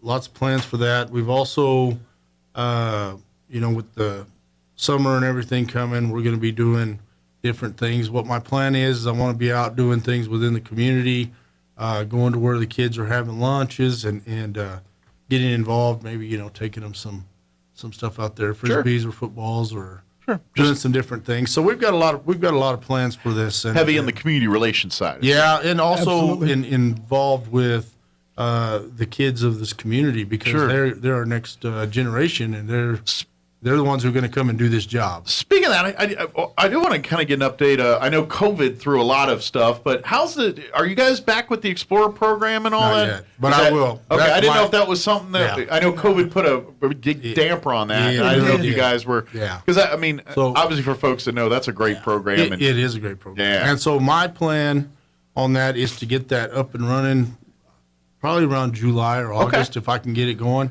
So if there's some youth listening that wanted to participate or want to come back, start putting your bees in the sheriff's bonnet here and make them hurry up and do it. And I've got a lot of them that want to come back, and it's a good it's a good program. You got to pull the harassment bit. Like, come on, Sheriff, you're going to do it, you're going to do it. Sheriff finally goes, all right, I'll do it. Then he does it. And it's funny to see the kids that were in it, and then when they come back, how they've grown. Because it's been a couple of years. Well, guess already. what? In a couple of years, you're going to see them as deputies. Yes, There's going to be a few of them that that's you're what going our goal to, is. and they're going to be going to the academy, and they're going to be That's what the goal is. Yeah. Come into law enforcement, and right now one of the things that we know is minimum wage is going up. Deputies' pay is not. Yeah. So you're about to be making as much as a deputy at minimum wage here in Travis County if it gets up to what they're talking about. So we've got a lot of things that we're working on in that area. Gotcha. We've got to be a place where people can say, okay, not only am I going to be able to come in and do this job because I want to, but it's worth coming and doing this job. We have to be competitive. Absolutely. Because really and truly, this is a job that it takes a lot out of. And the sad part is you're competing against people that needs are just as bad. You know what I mean? Like you're competing against Hobbs, Carlsbad, Roswell. I mean, you're really competing against your partners. We have to have competitive pay. And it stinks, but that's the nature of the beast. Teachers are the same way. Carlsbad's like, we're going to up our pay, and then you get teachers like, well, I can go down there and make 10 grand more than I am here. Exactly. And we have yes, absolutely, but we have a generation that comes up now. It's the me generation. Yeah. So it's what can you offer me? Sure. And instead of saying what can I do for you? Sure. It's what can you offer me? And that's tough whenever you have places like KFC or all these other places that are raising their prices or their starting wages. And and that's life. Like our parents. You get a job. 50s, 60s, they get these jobs and. They're there 20 years, 30 years till they retire. They go, but even sports and everything. You watch sports in the 50s, 60s. Guys like Sammy Ball, he was 30s, but you know what I mean? Guys they played 20, 10 years, whatever it is, but they're all played for the Cowboys or for the Rams. Or they played with one team, And then that's changed over time where, free agency and so that's kind of life where it really the loyalty went from someone that brought you in to your own. And I'm not saying that's always bad or good, but there's got to be a balance there because there's something to say with you. I'm sure you got deputies that have since day one out of the academy, 18 years old, went to academy, boom, boom, boom. They were at the Travis County, and then they're there 20, 30 years, and they end up retiring from the sheriff's department. And sure, they could probably have made over more money. But at the end of the day, by sticking their thing and staying with that program, they're probably in a much better position, better qualified, better trained, probably more money. And because of the loyalty factor, the fact that said, we have a person that's committed to us, and they're going to treat people better. And that's the exactly sheriff's department. That's any particular company or entity on the planet. People that stay and work and are loyal. That's the loyalty. After time, they're going to see may not be tomorrow, may not be next year, but in the big scheme of things, they're going to be treated just fine and do very well for themselves. That's exactly right. And I think there's a lot of satisfaction whenever you do stay with a place because you see it grow. Sure. You also put your own pride and your own because that's your reputation. You've vested into it. Yeah. So it's a good thing. It's like I retired from the sheriff's office at 21 years and 10 months to run for sheriff, and I'll tell you that I would have stayed there forever if I hadn't chose to run for sheriff because to me I was training the up-and-coming deputies, and I was doing things, and I felt like I was really contributing, making a difference. And and the money was never good. It's never is. It's never good. But it wasn't about the money to me. As long as I could survive and live, I was happy because this is something that we want to do. And when you're doing something you're passionate about, not my personal experience, the love for the job. 9 times out of 10, the money will take care of itself. Oh yeah, it does. The opportunity show up. If you're doing your passion and putting your heart and soul into everything, people notice, things happen, opportunities happen. And you don't have to live high on the hog. You just have to have to get out there and make a difference. That's right. That's what we do every day. So Yeah, as long as they keep jacking up the price of bacon on me, I'll be all right. You just won't eat bacon. Yeah, now you Shut got your mouth. I was going to say, shut that up. I got to maybe have to cut that one piece in half. The pieces will get smaller. Yeah, that's right. I'm sizzling leaner. That's right. I mean, still sizzling. So that's a good thing. And then, Good deal. As you know, there's been talk of a lawsuit being placed. Yeah, I didn't know if there was any I know obviously there's a lot you can't say. Yeah, It's no lawsuit. But that's yeah, a the lawsuit. ACLU, was it yesterday or day before all this kind of came out? And so we haven't been served anything as of yet. Okay. I have no idea other than what's being put onto to Facebook or to Social media. Sure. And there is such a angry group in the political world right now. Oh, you tell me. I've been reading. I know all about it. And one of the things that I tell everybody is I appreciate anybody who wishes to run for office. Sure.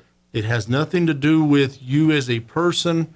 I have all the respect in the world for you. Yeah. You're just not the person that I choose to support. Sure. And it's not because of anything you may have done or haven't done.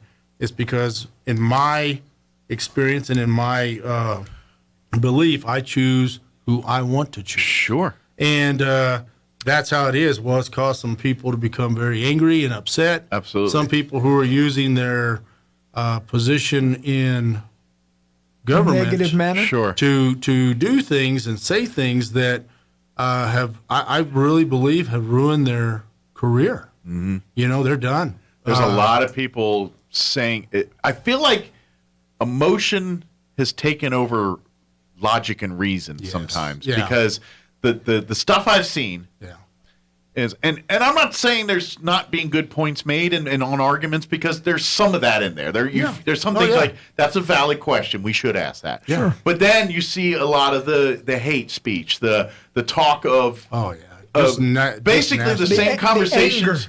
The conversations we talked about like when we were in middle school when you're talking with your friends and you sound like idiot. That's what a lot of, except for these are 30, 40, 50, 60-year-old people doing. And supposed to be professional individuals. Yeah. But this is one of the things I don't condone any of the talk on there that is bashing another person. It's just something that we don't do.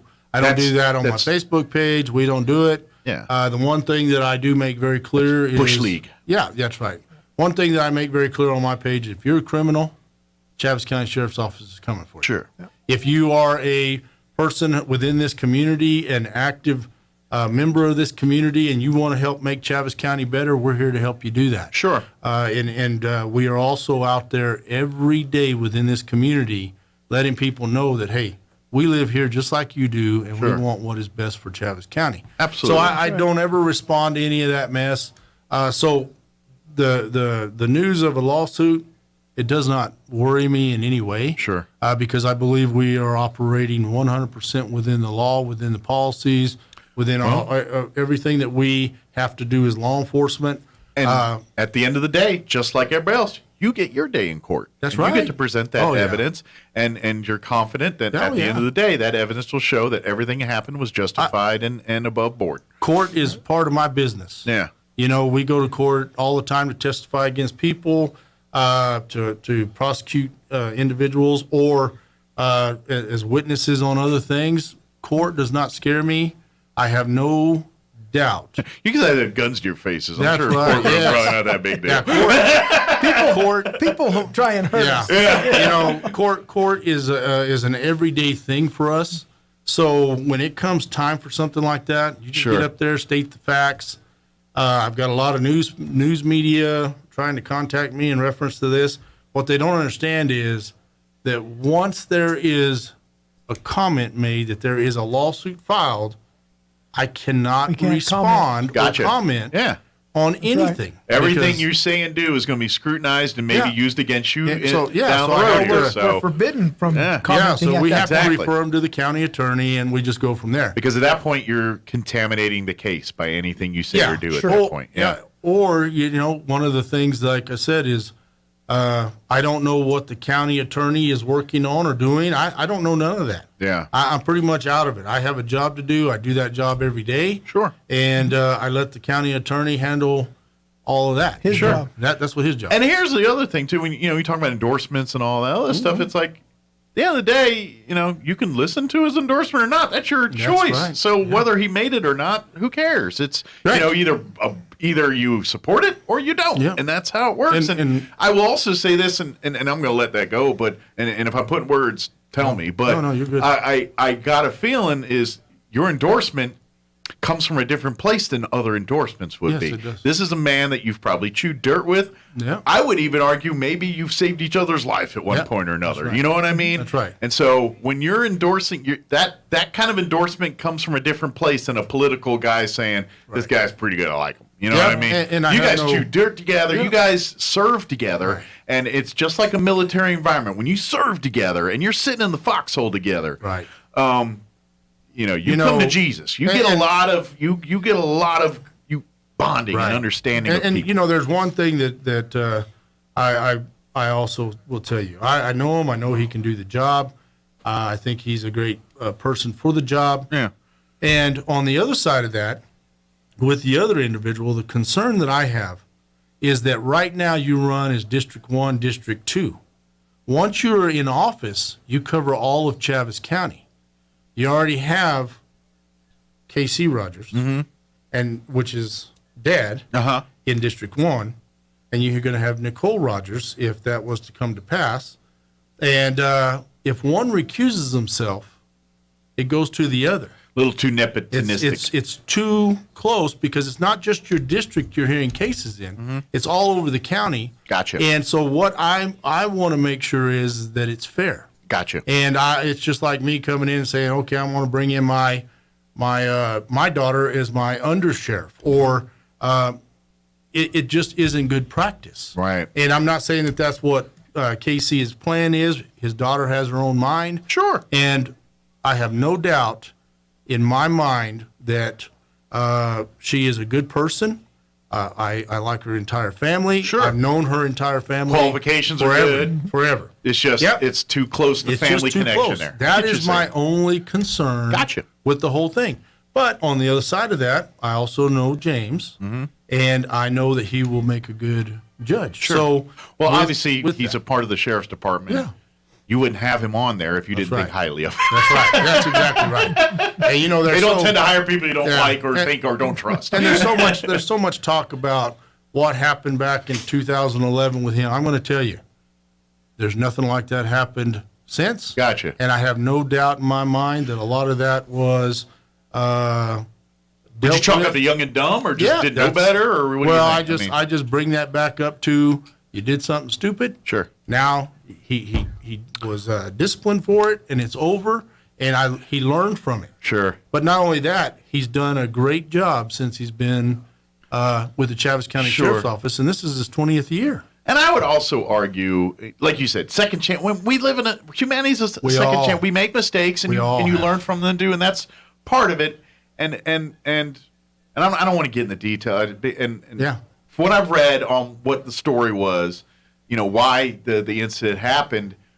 At the end of the day, it's a little hiding things, but it's not like it was stealing a bunch of money, or you know what I mean. It was, from what I understand, it was just a failure to report thing. Maybe was trying and said, you know what, I did something I wasn't supposed to. Something happened when it happened, and now I don't want to get caught for that. And then I got caught for that, and he was disciplined for that. And he did the punishment, but at the same time, it wasn't like he was trying to embezzle money or physically harm or hurt somebody. He was just saying, "Oops, I made a mistake. I hope I don't get caught." And it wasn't really damage to a person. I mean, it was a little bit of money on property, but again, we can fix that. We can replace that. Someone we can pay for that. But that's what the I'm fact of the matter is, there is no Giglio. There is nothing. There is nothing. Gotcha. On that. So it has not stopped him from serving this community. Gotcha. He has continued to do so in a very professional manner. So I'm just. I guess my point was that even if he did do it, I don't think that, because we have so many people in this world that are recovering drug addicts that like went in dark places, and we come back and we celebrate them. And I look at this as one of those things. Okay, you made a mistake, but guess what? You learn from it, and now you're doing good things. And we all have that. I mean, if you judge me on things I did when I was a kid, I ran from you. I probably would get in trouble too. You know what I mean? It's like, you did what? Yeah, I was a dumb kid. Well, we're all dumb. Well, one of the things though, and this is how I do it, and this is what I'm really telling James to do. Don't bash nobody. Don't put nothing out there. We don't care about what they've done. Mm-hmm. They need to sell themselves. You need to sell yourself. I need to sell myself. Sure. And the way that you do that is you go out and prove yourself. That's right. And you don't have to say, I'm going to be better than that person. You just say, this is what I'm going to do. Mm-hmm. And the voters are going to decide who is the best person. Absolutely. And when you get in there, you walk the walk of everything that you talked. Sure. Right? And so that's what I've done since I've been in. That's what I've told him. That's what I'm telling Nicole. I'm telling this to everybody. Knock off all the bashing of each other.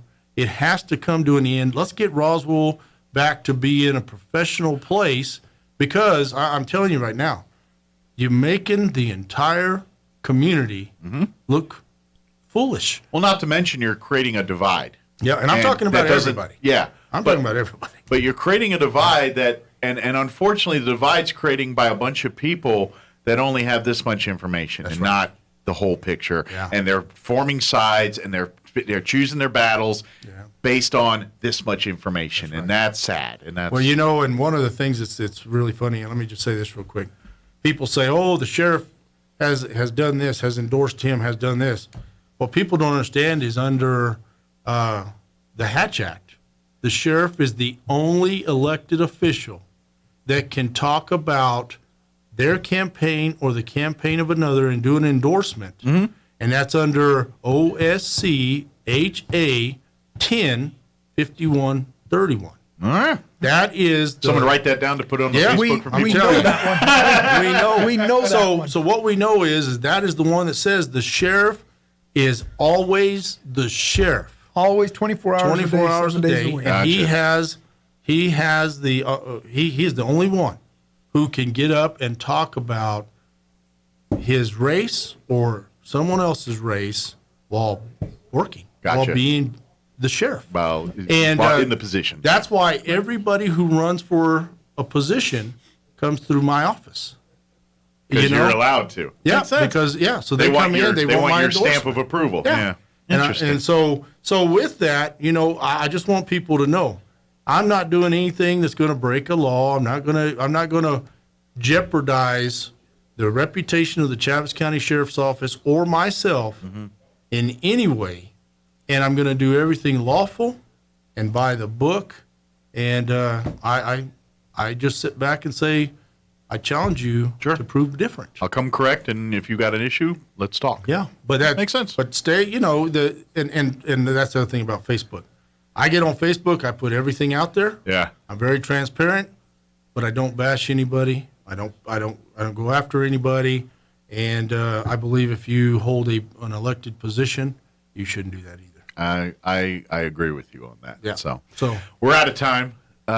Thank you guys. Appreciate it. We'll see you in a couple of weeks. I think we'll get here in a couple of weeks. And stay safe out there. And thank all the deputies and everybody that for what they do at keeping us safe in each and every day. So all first responders. Yep. All appreciate it. Every single one of them. Absolutely. Thank you guys. We'll see you here in a couple of weeks. You all sure right. will. Thank you. All right. All right. Now go back to breakfast. Yeah. I got out of the car. He's done with breakfast. Yeah. Well, lunchtime. Yeah. It's 9:01. You're listening to 106.5 Roswell's Talk FM, KEND, or Roswell, New Mexico. Visit the border to he is created. So, in the governor's words, we're taking the border to him. Wall Street, the Dow up 253 points. More on these stories at townhall.com. This story is called The Ugly Truth About Timeshares. If you think you've done your family a favor by buying a timeshare, well, you need my help. Hello, I'm Chuck McDowell, founder and CEO of Wesley Financial Group. 10 years ago, I started helping folks cancel their timeshare. And the process started what's now called the timeshare cancellation industry. Timeshare is the only thing that you can buy that you can't tell me how much it's going to cost or when it's going to end. When you buy a timeshare, you give them a blank check to fill out any amount they want for annual maintenance and assessment fees. Sounds crazy, right? Well, the crazy thing is, this never ends. Stop the insanity today. Call my office now. I guarantee if we can't cancel your timeshare, you'll pay nothing. Were you lied to when buying a timeshare and want out? Get the facts about timeshare cancellation. Call Wesley now for your free information kit. 800-691-9999. 800-691-9999. 800-691-9999. French voters in the upcoming presidential election will use the same system that's been used for generations. Paper ballots cast in person and counted by hand. Despite periodic calls for more flexibility or modernizing the system, France does not do mail-in voting, early voting, or voting machines like are common in the U.S. and some other Western countries. Egypt's state news agency reports at least 3 people, including 2 Polish tourists, were killed when a bus crashed on a highway near the Red Sea. The vehicle was carrying 21 people, including 19 Polish tourists, when it rolled over on the highway. The Egyptian driver was also killed in the crash. Another 14 Poles and 2 Egyptians were injured. They were transferred to nearby hospitals. Deadly traffic accidents claim thousands of lives every year in Egypt, which has a poor transportation safety record. News and analysis at townhall.com. More than half of American voters say that President Biden has been bad for the country's future, and fewer than a third want him to be reelected in 2024. The latest Rasmussen Reports national telephone and online survey finds that 52% of likely U.S. voters believe Mr. Biden's presidency has been bad for the long-term success of the United States. 34% think Mr. Biden's presidency has been good for America's long-term success, while another 11% say it hasn't made much difference. The survey of 1,000 likely U.S. voters was conducted between April 4th and 5th. The margin of error was plus or minus 3% with a 95% level of confidence. Bernie Bennett reporting. Israeli security forces hunted down and killed a Palestinian man who had opened fire in a crowded bar in central Tel Aviv, killing 2, wounding more than 10 others. The attack causing mass panic in the heart of the bustling city. It was the 4th deadly attack in Israel by Palestinians in 3 weeks. More on these stories, townhall.com.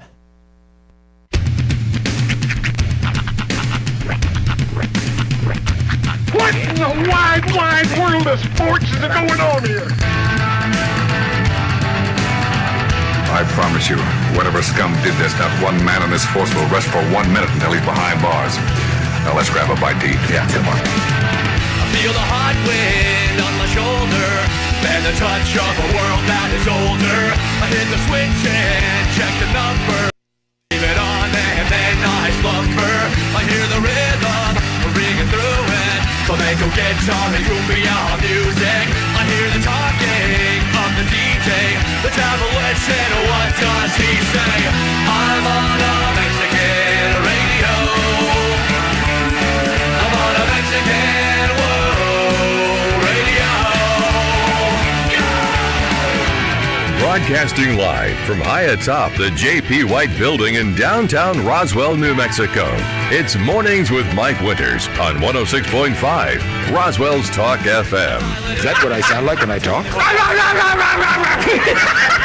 Now, here's your host, Mike Winters. Let's get out the old grocery list here. Let's see, eggs, milk. What is that noise? Insurance. Hold on. I want to shop for insurance. All right, that was weird. I'm sorry. The computer just literally started playing a commercial. I don't know why. I was like, why am I hearing myself talk? Yeah, I was going to say it was you too. That was weird. It literally jumped from the open to a commercial break. It's because you went over. Maybe. But that was weird. It started playing the thing, and then I was like, wait, why are you playing a commercial? All right, now it stopped. There we go. Now the music stopped, too. It's all quiet. It's all weird. So, sorry, computer had to decide to do things this morning. I don't know what that was about. Happy Friday. Happy Friday. Welcome to hour number 3. Tres Inviernos. Of Mornings with Mike Winters, right here on 106.5 Roswell's Talk FM. Thank you to the sheriff and Charles for joining us last hour. Of course, if you missed any part of that interview, check it out at your leisure, ksvptv.com. We talk about a lot of stuff there. Sheriff shared a lot of his thoughts. Appreciate that. I'll cut it up later. Yeah. But and then of course, if you missed our interview we had with Sean Kelly and Pastor Sean Kelly and Pastor Tim Aguilar from A Church on the Move, they joined us in the 7 o'clock hour. We talked about Good Friday and Easter Sunday services. It sounds like they're going to have a good event. Yeah, they even have yaks. Yeah, I was joking about that earlier. That's an interesting animal. Well, you think about it, because they're gonna have a petting zoo with the cool animals. They're gonna have like kangaroos and zebras. I heard zebra, yeah. And that's interesting. And then yak, and I'm like, man, yak got a raw deal on it. I mean, it just sounds like it could look like a peg. I know it doesn't, but like a yak could look like a Pegasus, but people would be like, it's a yak. It'd have wings and a horn and everything else, or unicorn Pegasus thing. And I don't think yaks could fly though. I think they're too big. Well, Pegasus is as big as they're bigger. They got that. I guess if they had wings proportional to their size, yaks are like a lot furrier though. Yeah, they're more. They're big cows. Yeah, or it's kind of like a hairy cow. Yeah, like a smaller though. They're not quite. I mean, true. We're big. discussing the logistics of a horse flying as well. But I'm just saying, yak got a raw deal on their name whenever they're picking names for these animals. Whoever called it a yak. Did they spit? Maybe that might have been why he called it a yak. It got spit in the face of somebody and said, "Oh, that's why I'm calling you a yak." Yeah, and that's it. It could be as simple as that. That's why it's called a yak. I have no idea. It's something like that. But they got a raw deal. But but we had Pastor Sean and Pastor Tim talking all about Good Friday and Easter Sunday services. And they will have yaks. Yeah. This hour, we're going to have Bob Power join us in just a little bit. He's not here yet, is he? No. Okay, he'll be here in a few. And they got a big event at the mall tomorrow. They're going to be doing a fun afternoon. It's called an All-Star Musical Revival, and it'll be at the Roswell Mall beginning at 1 p.m. tomorrow, and they're going to have prayer, music, and all kinds of stuff. It's first time event. It's going to be all kinds of stuff. So Bob, I wonder where in the mall they're going to have it. Because I walked through there like a little while ago. I'm going to guess. It's interesting. Well, they got where the Easter Bunny is. So maybe it's somewhere. Ooh, okay. So they're just right in the middle. Maybe somewhere in that area. I'm guessing. I don't know. I'll ask Bob when I'm sure he knows where they'll set him up. But he'll join us here in just a few minutes, and we'll talk all about this Saturday with him. Got to thank the fine folks at McDonald's. Yes. As they do each and every Friday, provide us with delicious breakfast treats. Tanner is the sommelier of breakfast combinations over there to get us stuff. So. And he's not here, but I'll go ahead and answer. Yes. Earlier, I ordered it just single. Okay. The biscuits and gravy, I just ordered 2 single orders. So you didn't tell them to flip it? No. They did that on their own. They did that on their own. So maybe that's standard operating procedure, as Sean had mentioned in the upside down. But biscuit. he should try and just see what he gets on his own. Well, it's a smart move. The McDonald's scientists were figuring it out because it does provide a flaky layer to protect. Maybe they just listen to our show. Could be. I would recommend that. Yeah. Sean and I are full of wonderful ideas for your products, and if you listen to us.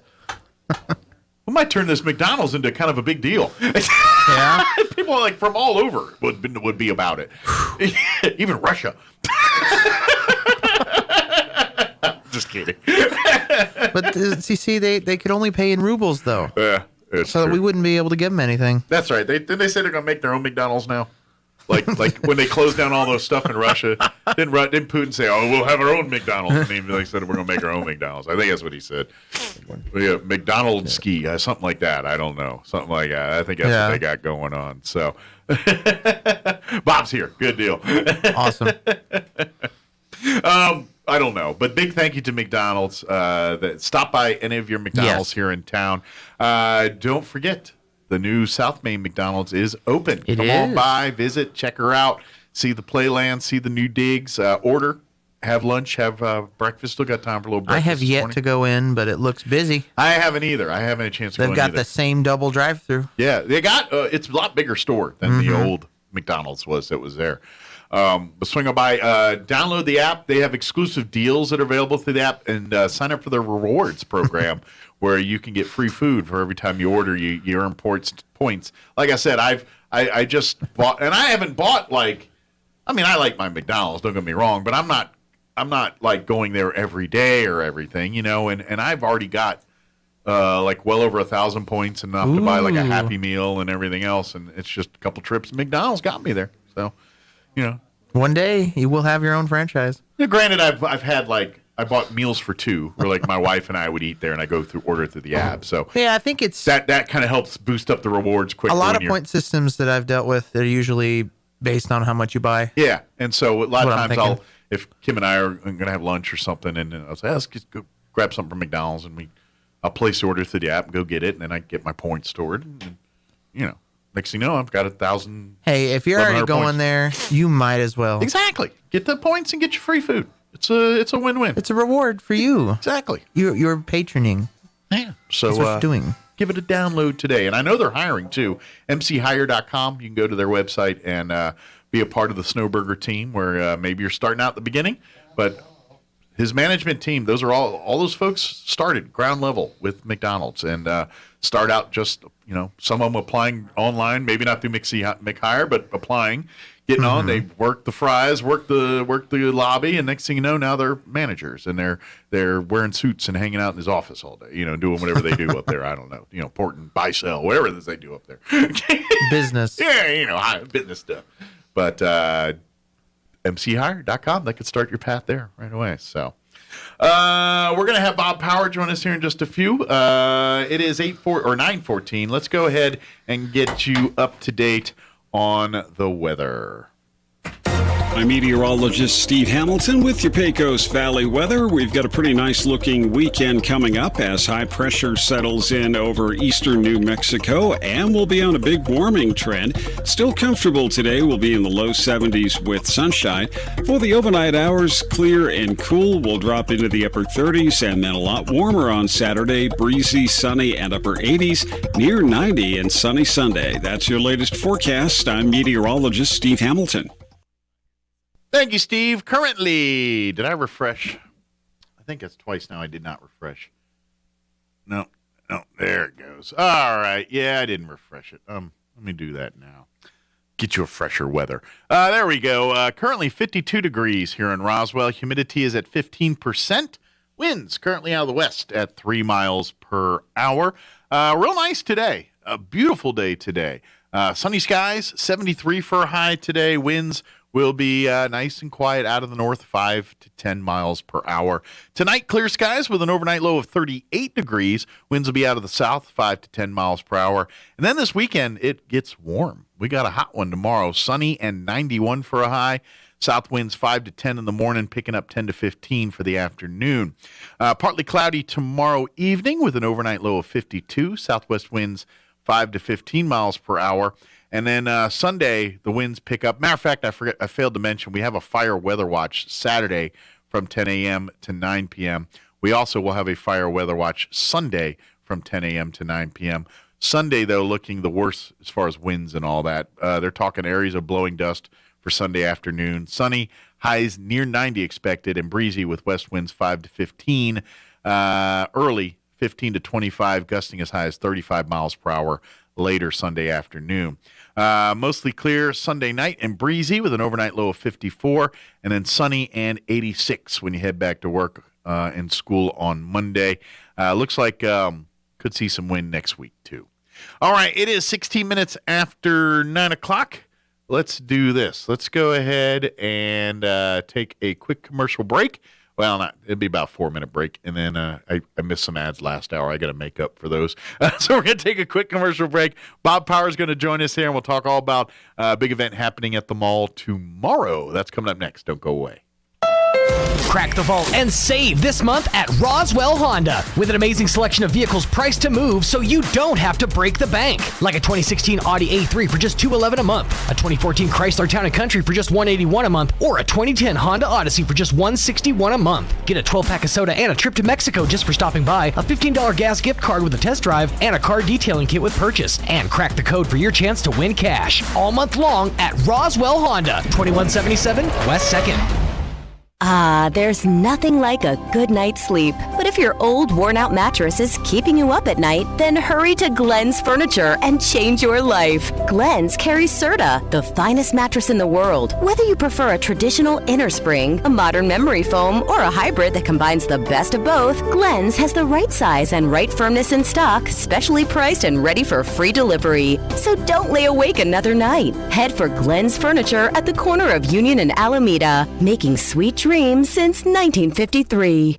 All right, let's get out the old grocery list here. Let's see, eggs, milk, bread, insurance. I don't want to shop for insurance. Fortunately, you don't have to. George Gandy Insurance is here for you, shopping and comparing rates from different insurance carriers to save you money, time, and hassle. Visit a George Gandy Insurance location near you today. We keep you covered. George Gandy Insurance.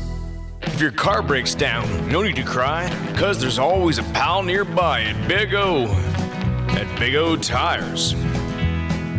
Locally owned will get you in gear. That's because you've known us for years at Big O. And Big O Tires. Don't need to sweat any extra labor. You can always trust a good neighbor at Big O. At Big O Tires. The best service is part of our code. Need a cup of sugar? We're down the road at Big O. At Big O Tires. Now through April 24th, buy 3, get 1 free on Mesa AP3, Mesa HT, Cooper Endeavor, and Cooper Endeavor Plus brand tires. Big O Tires, the team you trust. Installation charges extra. Required on all 4 tires. Disposal fees extra and up to 10% shop fee based on non-discounted regular retail price. Not to exceed $35 where permitted. Eligibility may vary. Not valid with other offers. At participating locations, no cash value. Some stores in Missouri, Minnesota, and Kansas are company owned. This is a nasty little termite. It loves nothing better than to eat your house, your subfloors, your walls, around your windows, and then they swarm around taunting you. We're eating your house. We're eating your house. You'd like to kill them, wouldn't you? But you don't want trenches dug around your home, and you don't want holes in your foundation. That's where Dow AgroSciences and the Centricon Termite Colony Elimination System come to the rescue. The same system that protects the White House can help protect your house. An authorized operator strategically places Centricon stations around your house and then carefully monitors them for termites. If they're found, a professional inserts bait tube devices. The termites take the bait and they die. I feel like I'm dying. Kind of like that, only a lot more effective. In fact, Centricon is proven to eliminate the termite colony. Termites are gone with Centricon. No more colony, no more problem. Visit Centricon.com. Call Bob Reed Pest Control today for all of Southeast New Mexico. 575-623-5344. When you think of home health care here in Roswell, what's the first thing that pops into your head? That's right, Frontier Medical. We've been doing it better than anyone else for over 20 years. From in-home nursing to physical therapy and so much more. Doctors and hospitals from Albuquerque to Lubbock and everywhere in between have been trusting their patients to us here at Frontier Medical. So when it's time to make a choice, remember Frontier Medical. 575-627-1112. Frontier Medical. Name to remember. You know what happens in the spring. It's cleanup time. And AC&B, HF Sinclair, Navajo Refining, and the Boy Scouts are at it again to help clean up our community. The Scouts will come to your house and haul off items that you need to dispose of and have no way of hauling. The dates for pickup are April 23rd, May 28th, June 4, and June 11. Just call 575-513-0143 and let me know when, where, and what. Take advantage of this free service and let's make Artesia clean and beautiful. Here's a Mornings with Mike Winters fun fact. Slugs have 4 noses, but no fingers to pick them. Here's Mike Winters. And good morning. It is 21 minutes after 9 o'clock. And just a second here. Bob Power joined us, but he got a phone call right as we were getting ready to go on air here. So he's taking his phone call, and we'll have him take care of that here in just a second. But, all good to go? All right, very good. Now I'll introduce him here. Joining us here on the radio this morning, Bob Power's back with us. Morning, Bob. Good morning. How the heck are you? Doing good. How about yourself? I'm just fantastic. Good deal. I hope you tell them people to turn on the radio and say, hey, listen to me now. I'll call you back after this. Of course, Bob joins us from time to time whenever they've got some great dances and things happening in and around town. And Bob's got your Saturday laid out for you tomorrow. You got a bunch of stuff. You got not only not one, but really two big events happening tomorrow. Two big events. Yeah. So they got you covered. I guess we'll start with the earlier of the two events. That's going to be tomorrow afternoon. We would love to invite everyone to come on out to the Roswell Mall, where we're going to have, I guess you could say, a good old-fashioned all-star musical revival here at the mall there. You're going to have prayer, music, all kinds of stuff, right? Yes, sir. Good deal. And that's going to be at 1 o'clock. Do you know where you guys are going to be set up in the mall there, or just wherever they tell you? Dead center. Right in the middle there. Right in the middle of the mall. Excellent. Okay. So that's is that where the Easter Bunny is and all that, or is it near, I don't even know. I don't know where they put the Easter. I figure, yeah, it's a week away, so I'm guessing they probably got Easter Bunny out there somewhere, don't they? I really don't know. But you go to the middle of the mall and you'll see everything there. Now talk a little bit about what's on tap for what's happening at the mall tomorrow. We're gonna do. We're not calling this a gospel show. Gotcha. We're calling it a musical revival. Okay. Because we, in addition to the music, we want to spread the word. Gotcha. And come for the music, stay for the word. Kind of. Right. Gotcha. Okay. And we did a gospel show there a couple months ago, and it was so successful that the mall manager had asked if we would come back and do another one. Okay, so back by popular demand. Yes. Is this all-star musical revival the set? Yeah, and the gospel show we did, we had a great turnout. It was very successful. Good. And we're hoping that this one we're going to have a bigger turnout and will be even more successful. Awesome. So please come and buy. It's the good news is it's right there, 1 o'clock tomorrow afternoon. It's free. Just come on out and be a part of the praise, the worship, and the music.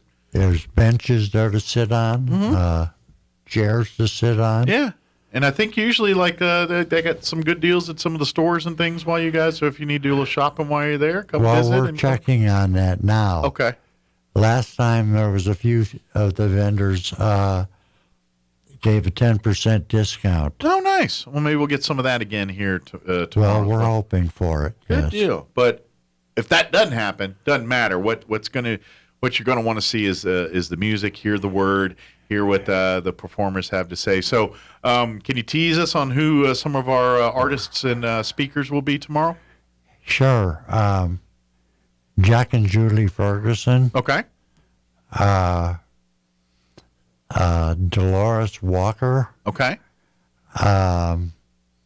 Mary Gonzalez. Okay. That's Johnny's. If folks remember Johnny Gonzalez, that's his wife, right? Yeah. If for folks that Johnny Gonzalez, we used to have on the radio all the time. He'd do his Thanksgiving events and everything. Well, his wife has kind of picked up that mantle and continued those things on, and so she's going to be there speaking too.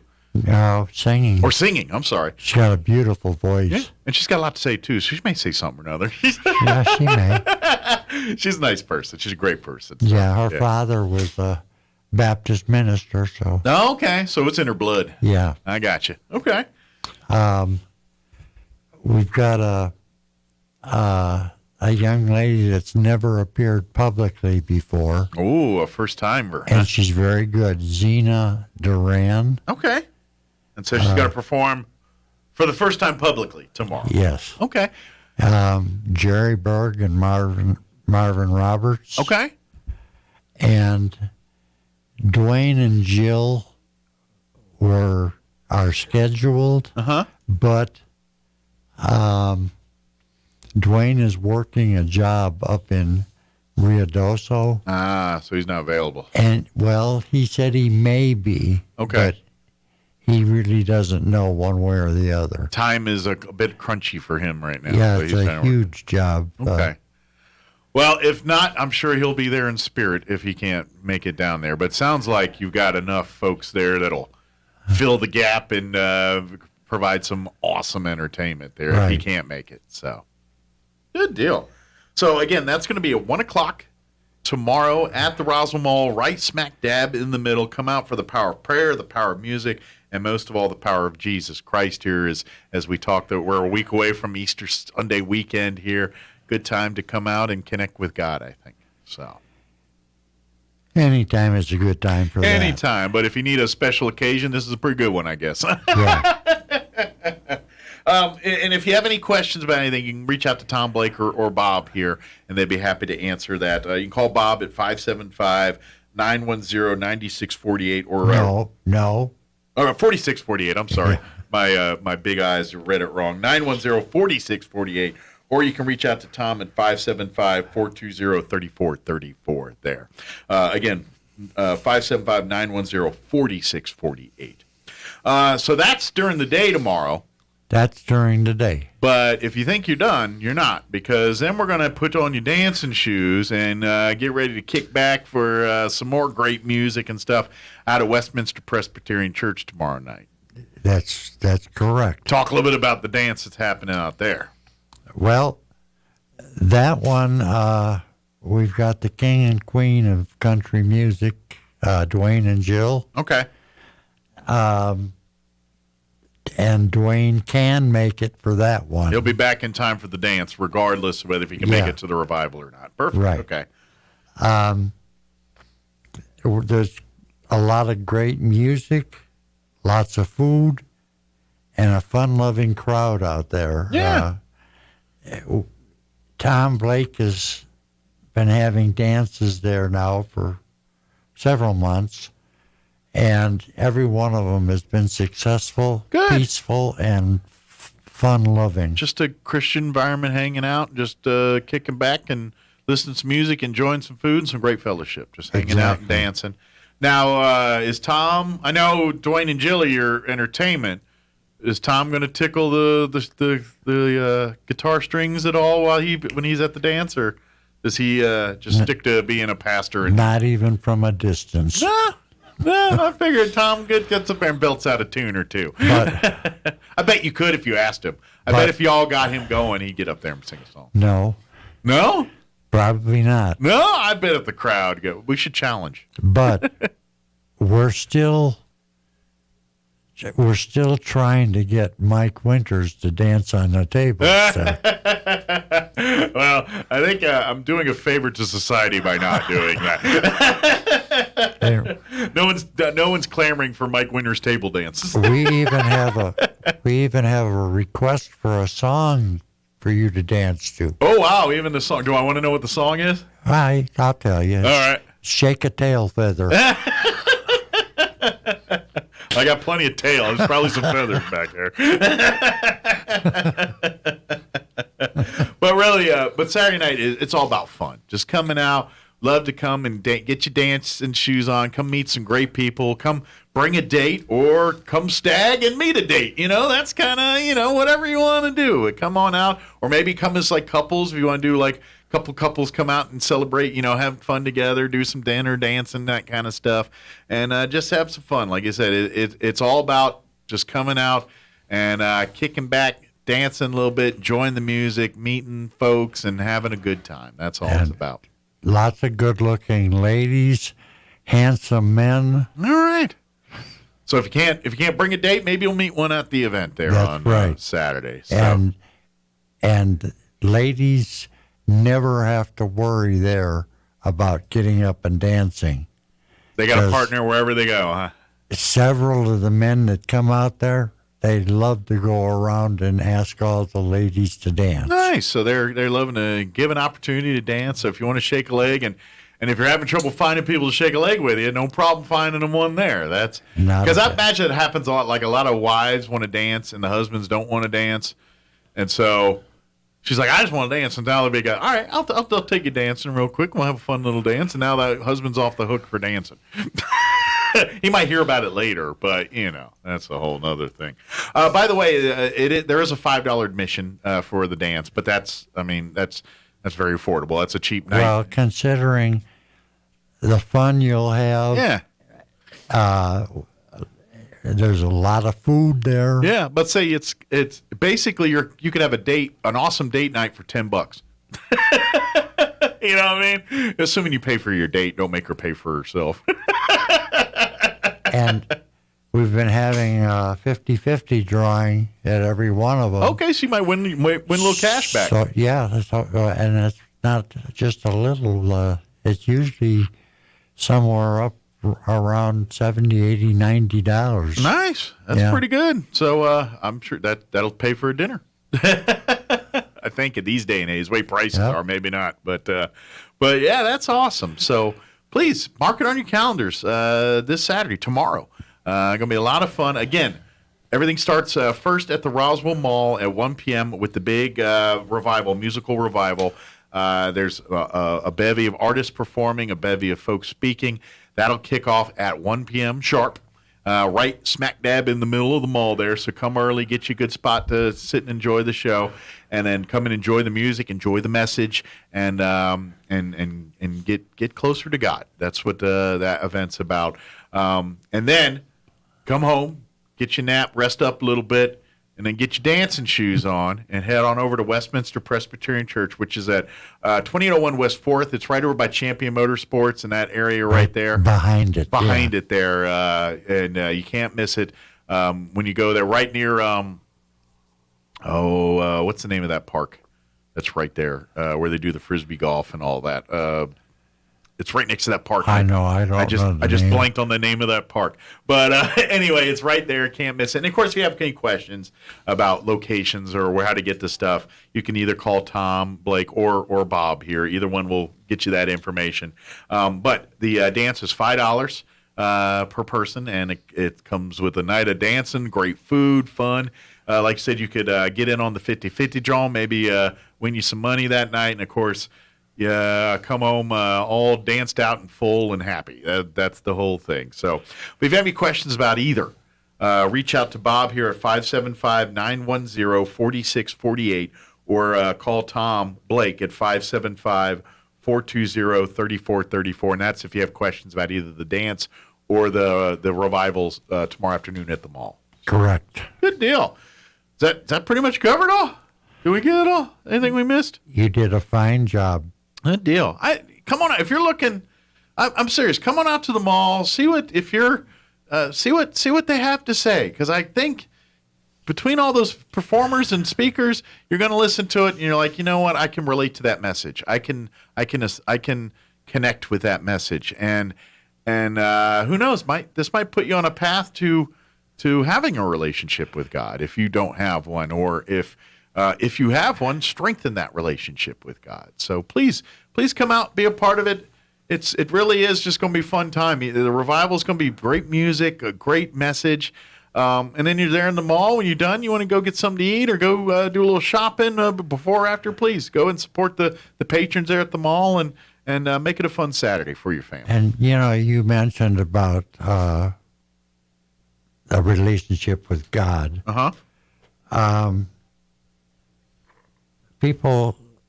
People go to church,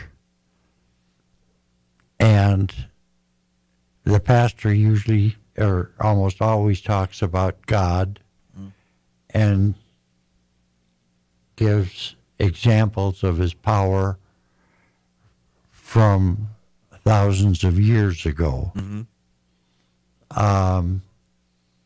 We have people in the gospel show or in the revival show that would like to give testimony about the power today.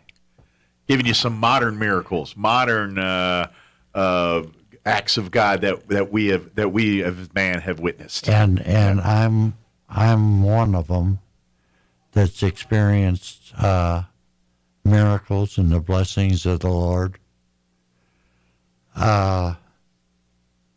But there's some pretty powerful speakers going to be there. Absolutely. Well, I know just because I know a little bit about Mary there, just from working, her husband in many years. Her and her family, those two, they've been working in the prison ministry and things like that, and so their connection with God and the things they've seen and done is pretty immense. So I think her experiences, along with all the others that they're going to share with you, are going to really resonate home with some folks. Mary is wonderful. Yeah. And she has a beautiful voice. Yeah. And we have a young man that's going to be there that has a real powerful testimony. Awesome. He was in prison. Okay. For narcotics and stuff. And now he's turned his life over to the Lord, and pretty soon he'll be an ordained minister. Awesome. Good for him. Yeah. He's got on the path, and now he's thriving. That's perfect. And that's, well, there's the power of God. No matter how dark, no matter how deep down that hole you've fallen, with God, there's always a way out. And so you're going to hear probably some stories for some people tomorrow. Pretty far down that hole. Like they hit very bottom of that hole. Yeah. And you look up, and it's an awful long way to the top of that hole. But with God sitting on the other side, it's very achievable. So, and it sounds like these are stories of people who did just that. That's great. So, stories of redemption, love those stories of second chances, because God's all about second chances. 37 chances. He'll give you as many chances as you want, as long as you reach out to Him. And I blew it today because as I was coming in the door, Mike Harrington was going out. Yeah. I should have talked to Mike about dancing on the tables with you. Ooh, I don't know. We're both kind of big guys. That might be very mean to the table. You can both shake a tail feather. We can. Well, we might have to gear him down because he's got like 30 pounds of gear on him all the time. Anyway, we're gonna have to take some of that off first before we put it on the table, because that's a lot of weight there with all the vests and the guns and the clips and the flashlights and all the other stuff they carry. But the weight is all from the waist up. Most of it is from the waist up. He's looking slim though. Him and Charles. I don't know if you noticed, they've been on keto and they've lost. I think they've lost a bunch. I don't know the numbers, but they both lost a bunch of weight. Yeah. There's less of them in the upper echelon of the sheriff's department right now. With most of the weight being from the waist up, that leaves the tail feathers real shakeable. That's right. A lot of movement. Well, Bob, as always, appreciate the visit. I'm sure you got about 15 different things to take care of between now and tomorrow, so we do appreciate your visit here. And again, folks, we'd love to see you come on out again to the mall. The Roswell Mall tomorrow, beginning at 1 p.m. for the big musical, all-star musical revival featuring multiple singers and speakers, all free. Starts at 1 p.m. Come on out and hear the power of prayer, the power of music, and the power of Jesus Christ. And then that night, put your dancing shoes on and come on out to Westminster Presbyterian Church, 2801 West 4th, between 6 and 9 p.m. for an awesome, fun dance featuring Dwayne and Jill with great music, great food, lots of fun. Cost is only $5, an Abraham Lincoln for one person to get in, and then the party starts. Come out and have some fun, enjoy some food, and shake a leg, and just have a good time. And at the afternoon revival, possibly get discounts to several of the vendors. Hopefully, we'll know more at the event tomorrow. When we get there. Very good. But again, if you have any questions, reach out to Bob here at 575-910-4648 or Tom Blake 575-420-3434. Right. Perfect. Well, thank you, sir. My pleasure. Thank you. As always, a pleasure having you on, and we'll see you here next time when the next big dance or big thing is going to be happening coming up, because I know there's more on the horizon. Thank you, Bob. Take care, all right? Thank you. We'll see you next time. It is 9:41. We're going to go ahead and pause for news, your Hannity update, and a quick break as well. Don't go away. Now for your Pecos Valley News Update, I'm Jared Cirillo. Fire crews have been working since Thursday to control a fire that was begun initially as a controlled burn. The flames were burning near the Pecos River. We're told the fire was started as a controlled burn by BLM workers. At this point, we know of no structures that have burned. Chavez County deputies were also helping with notifications. In February, the BLM said it would begin prescribed burns in 2 places near Roswell. First, north of U.S. Highway 380, and second, the 8 Mile unit, burning more than 1,200 acres north of U.S. Highway 70 along the Pecos River. A watchdog group now suing the National Nuclear Security Administration over its failure to release public documents related to the government's plans to manufacture key components for the nation's nuclear arsenal. The complaint filed this week in U.S. District Court in the nation's capital covers more than a dozen records requested made since 2017 by the Los Alamos Study Group. That nonprofit is seeking more transparency about what it calls one of the largest warhead-related programs since the end of the Cold War. You're up to date. I'm Jared Cirillo. Your morning espresso starts right here.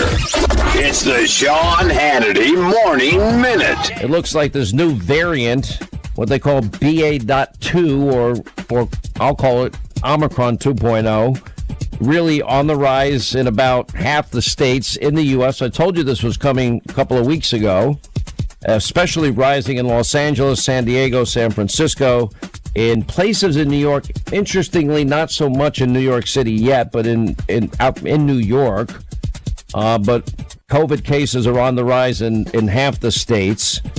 And, now one has to wonder, okay, well, what's next after this?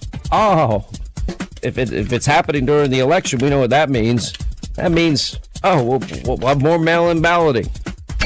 The Sean Hannity Show from coast to coast later today. Spring cleaning can do wonders for your home, but updates can really take it to the next level. Renovations don't have to break the bank with Blinds.com. And by the way, you always get free professional design consultation to help you with Blinds.com. They have outdoor shades for your deck, for your patio. And if you shop right now at Blinds.com, you'll save up to 35% off site-wide during Blinds.com's Woven Wood event now through April the 12th. All woven wood is 40% off. Rules and restrictions may apply. I'm Anthony Imperato, president of Henry Repeating Arms. Patriotic Americans are looking to protect and provide for their families, now more than ever. Henry has over 200 rifles and shotguns to choose from, made in America or not made at all, and backed by a lifetime guarantee. Go to henryusa.com and order our free catalog, decals, and a list of dealers in your area. That's henryusa.com. Thank you, and God bless America. I'm meteorologist Steve Hamilton with your Pecos Valley weather. We've got a pretty nice looking weekend coming up as high pressure settles in over eastern New Mexico, and we'll be on a big warming trend. Still comfortable today. We'll be in the low 70s with sunshine.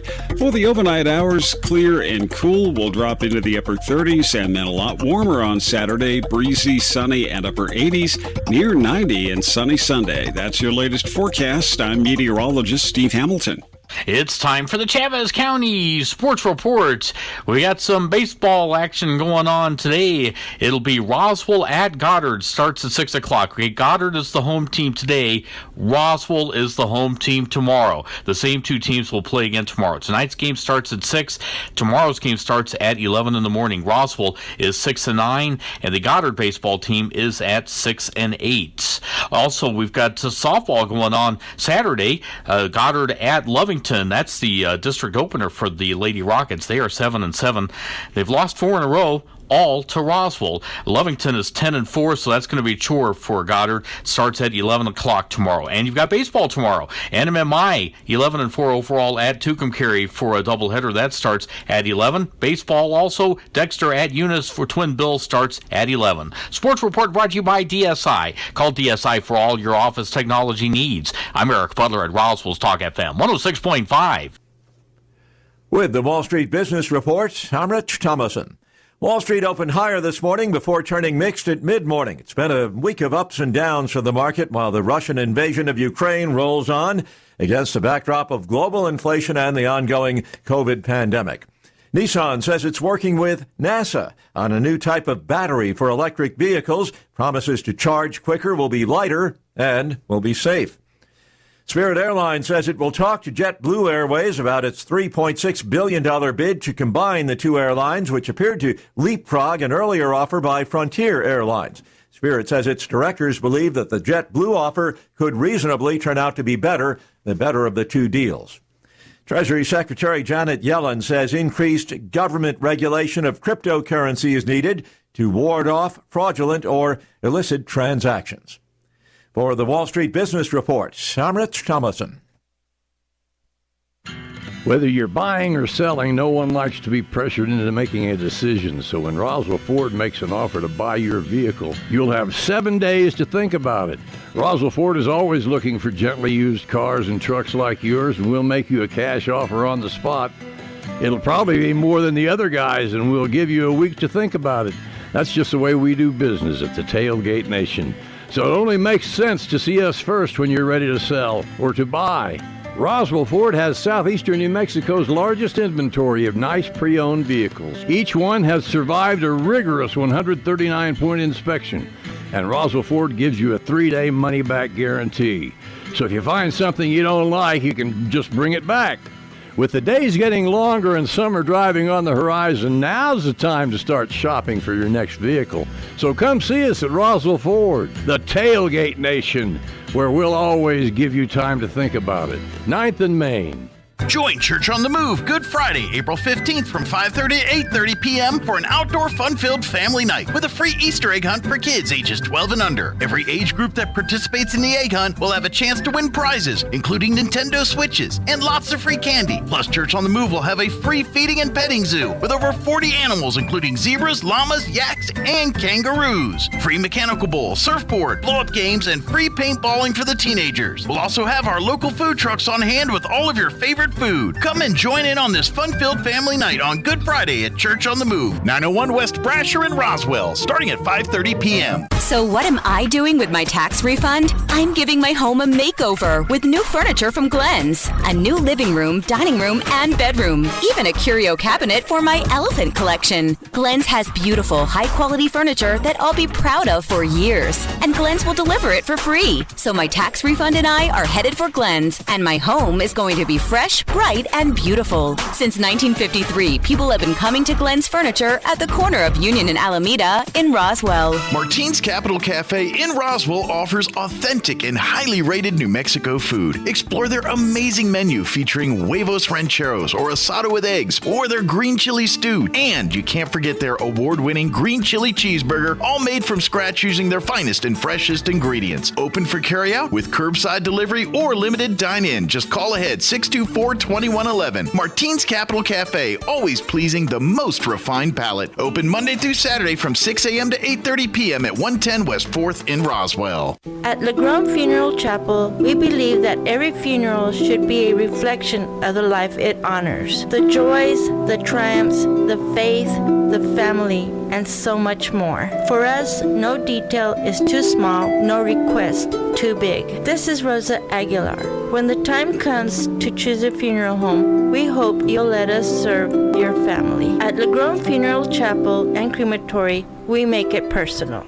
Wakefield Oil Company is a name you can rely on with full service at the pump the way it used to be. You can expect service in just 15 seconds. They offer bulk fuel and oil services and even diesel exhaust fluid. Wakefield Oil Company will deliver to farms, ranches, dairies, the oil fields, and more with dependable service you can count on. So the next time you need service or delivery, go with the name that locals have trusted since 1983. Wakefield Oil Company, 311 South Virginia in Roswell. Let them earn your business. If you're missing a tooth or several teeth, a dental implant may be the ultimate solution. Implants look and feel so much like real teeth that you probably forget you have an implant. Maupin & Brown Dentistry is one of New Mexico's most experienced implant providers, with literally thousands of implant patients who are absolutely delighted with the results. Call Maupin & Brown today for an evaluation. You'll be surprised how affordable implants can be. Maupin & Brown, your choice for experienced, state-of-the-art dentistry.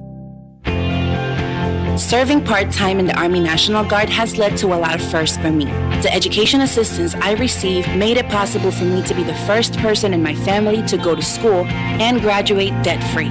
That education helped get me to the first day at my dream job, a job that I can still hold while I serve part-time. That job, plus the other benefits possible from the Army National Guard, helped me become a first-time homeowner. Also, part of my role as a National Guard soldier means I know that I can be one of the first to respond and help my community if disaster ever strikes. I'm extremely proud that I get to serve my community, and that first step I took by joining the Army National Guard has made all the difference in my life. Talk to your local recruiter or visit NationalGuard.com to find out what firsts are available to you in the Army National Guard. Sponsored by the New Mexico Army National Guard. Aired by the New Mexico Broadcasters Association and this station. Here's a Mornings with Mike Winters fun fact. Sigmund Freud once believed that cocaine could be used to help treat a morphine addiction. Mike used bacon to get over his addiction to beef. Here's Mike Winters. And good morning. It is 9:52. Got a few minutes here before we wrap up today's show and they kick us off of the airwaves. I do have some upcoming events to tell you about. Things coming up here. First off, which one I want to start with? Let's start with Camp Invention. That's a little farther out, but Camp Invention is a great thing that's happening with it's a week-long day camp for kids, kindergarten through 6th grade, and they do STEM fun projects where they do these make-and-take projects like this year's camp. They're going to do robot aquatics where they got their own robotic fish in a little aquarium.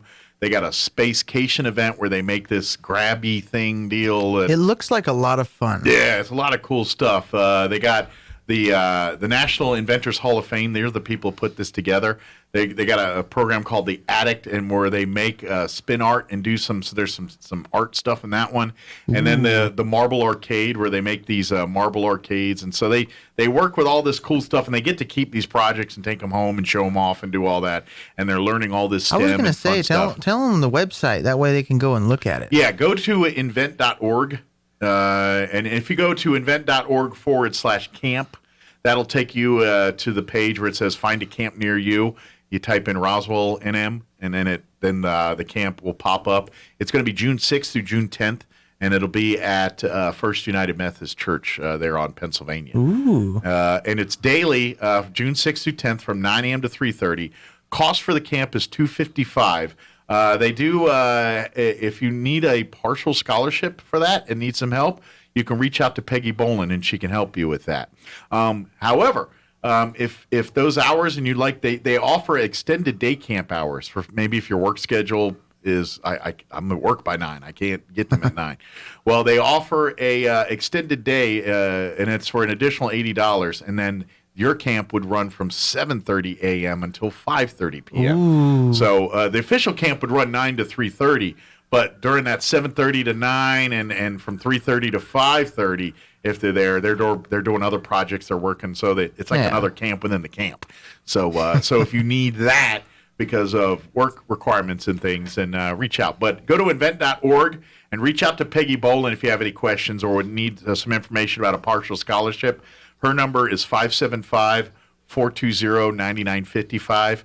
Again, that's 575-420-9955. But it never hurts to reach out. Yeah, that's a good, especially, and I've said this 100 times, but with COVID and kids missing out on things in school, this is the kind of stuff you got to kind of make good to make them get back up to speed on where they should be at their grade levels and things on science and math and all that kind of stuff. And plus, it looks like it's fun. Just and that's it's the a other fun thing way too. to It's all do it. disguised as kids coming out and they learn because they work in kids camp. It's a day camp. They work in group settings, age appropriate, everything else. Yeah. And so they get to learn they're learning about science and all that, but they're also learning how to work in groups, how to interact with each other, how to overcome problems together, or they're given this task to make this and they got to work together to figure it out. Those are all skills that they will learn some real good stuff by doing all that. So again, invent.org is the website to check out there. Other thing I wanted to mention is Boys and Girls Club of Chavez in Lincoln County. I always want to say Roswell, but they're technically of Chavez in Lincoln County. They're having an open house April 23rd. That would be in about 2 weeks, I think. No, 3 weeks. I'm sorry, not this weekend, not next weekend, but the weekend after that. It'll be Saturday, April 23rd from 11 to 2, and it'll be at the Boys and Girls Club building there at 201 South Garden. Come on out. They're going to have all kinds of food. Ooh. They're going to have free hot dogs, free ice cream. Stellar Satellite is going to have their truck out there. The Guerreros Motorcycle Club are going to be out there hanging out with the kids, and they love playing and doing stuff with the kids. It's kind of during the holidays they go and get stuff for kids and seniors. And well, aren't they cool? They do all kind of good stuff. The Arctic Bunker Shaved Ice will be out there, so they're going to have all kinds of great food for you. And, of course, it's your chance to see the facilities, tour, learn more about it. Summer registrations come up. You want to be a part of their summer camp. As part of that, you can learn all about that. If you have any questions, I don't have a phone number handy, but Boys and Girls Club of Chavez and Lincoln Counties have a Facebook page. They do. Shoot a message on there, and they'll be happy to get back to you on that. So that's a good way to stay. Another fun thing for the kids. Exactly. And then one more thing for the adults, and we're actually going to have the folks from Leadership Roswell Alumni Association join us Monday to talk more about this. But we've had them on, and their Leadership Roswell Alumni Association, we talked about the Candidate Forum, the different things they do in being leaders.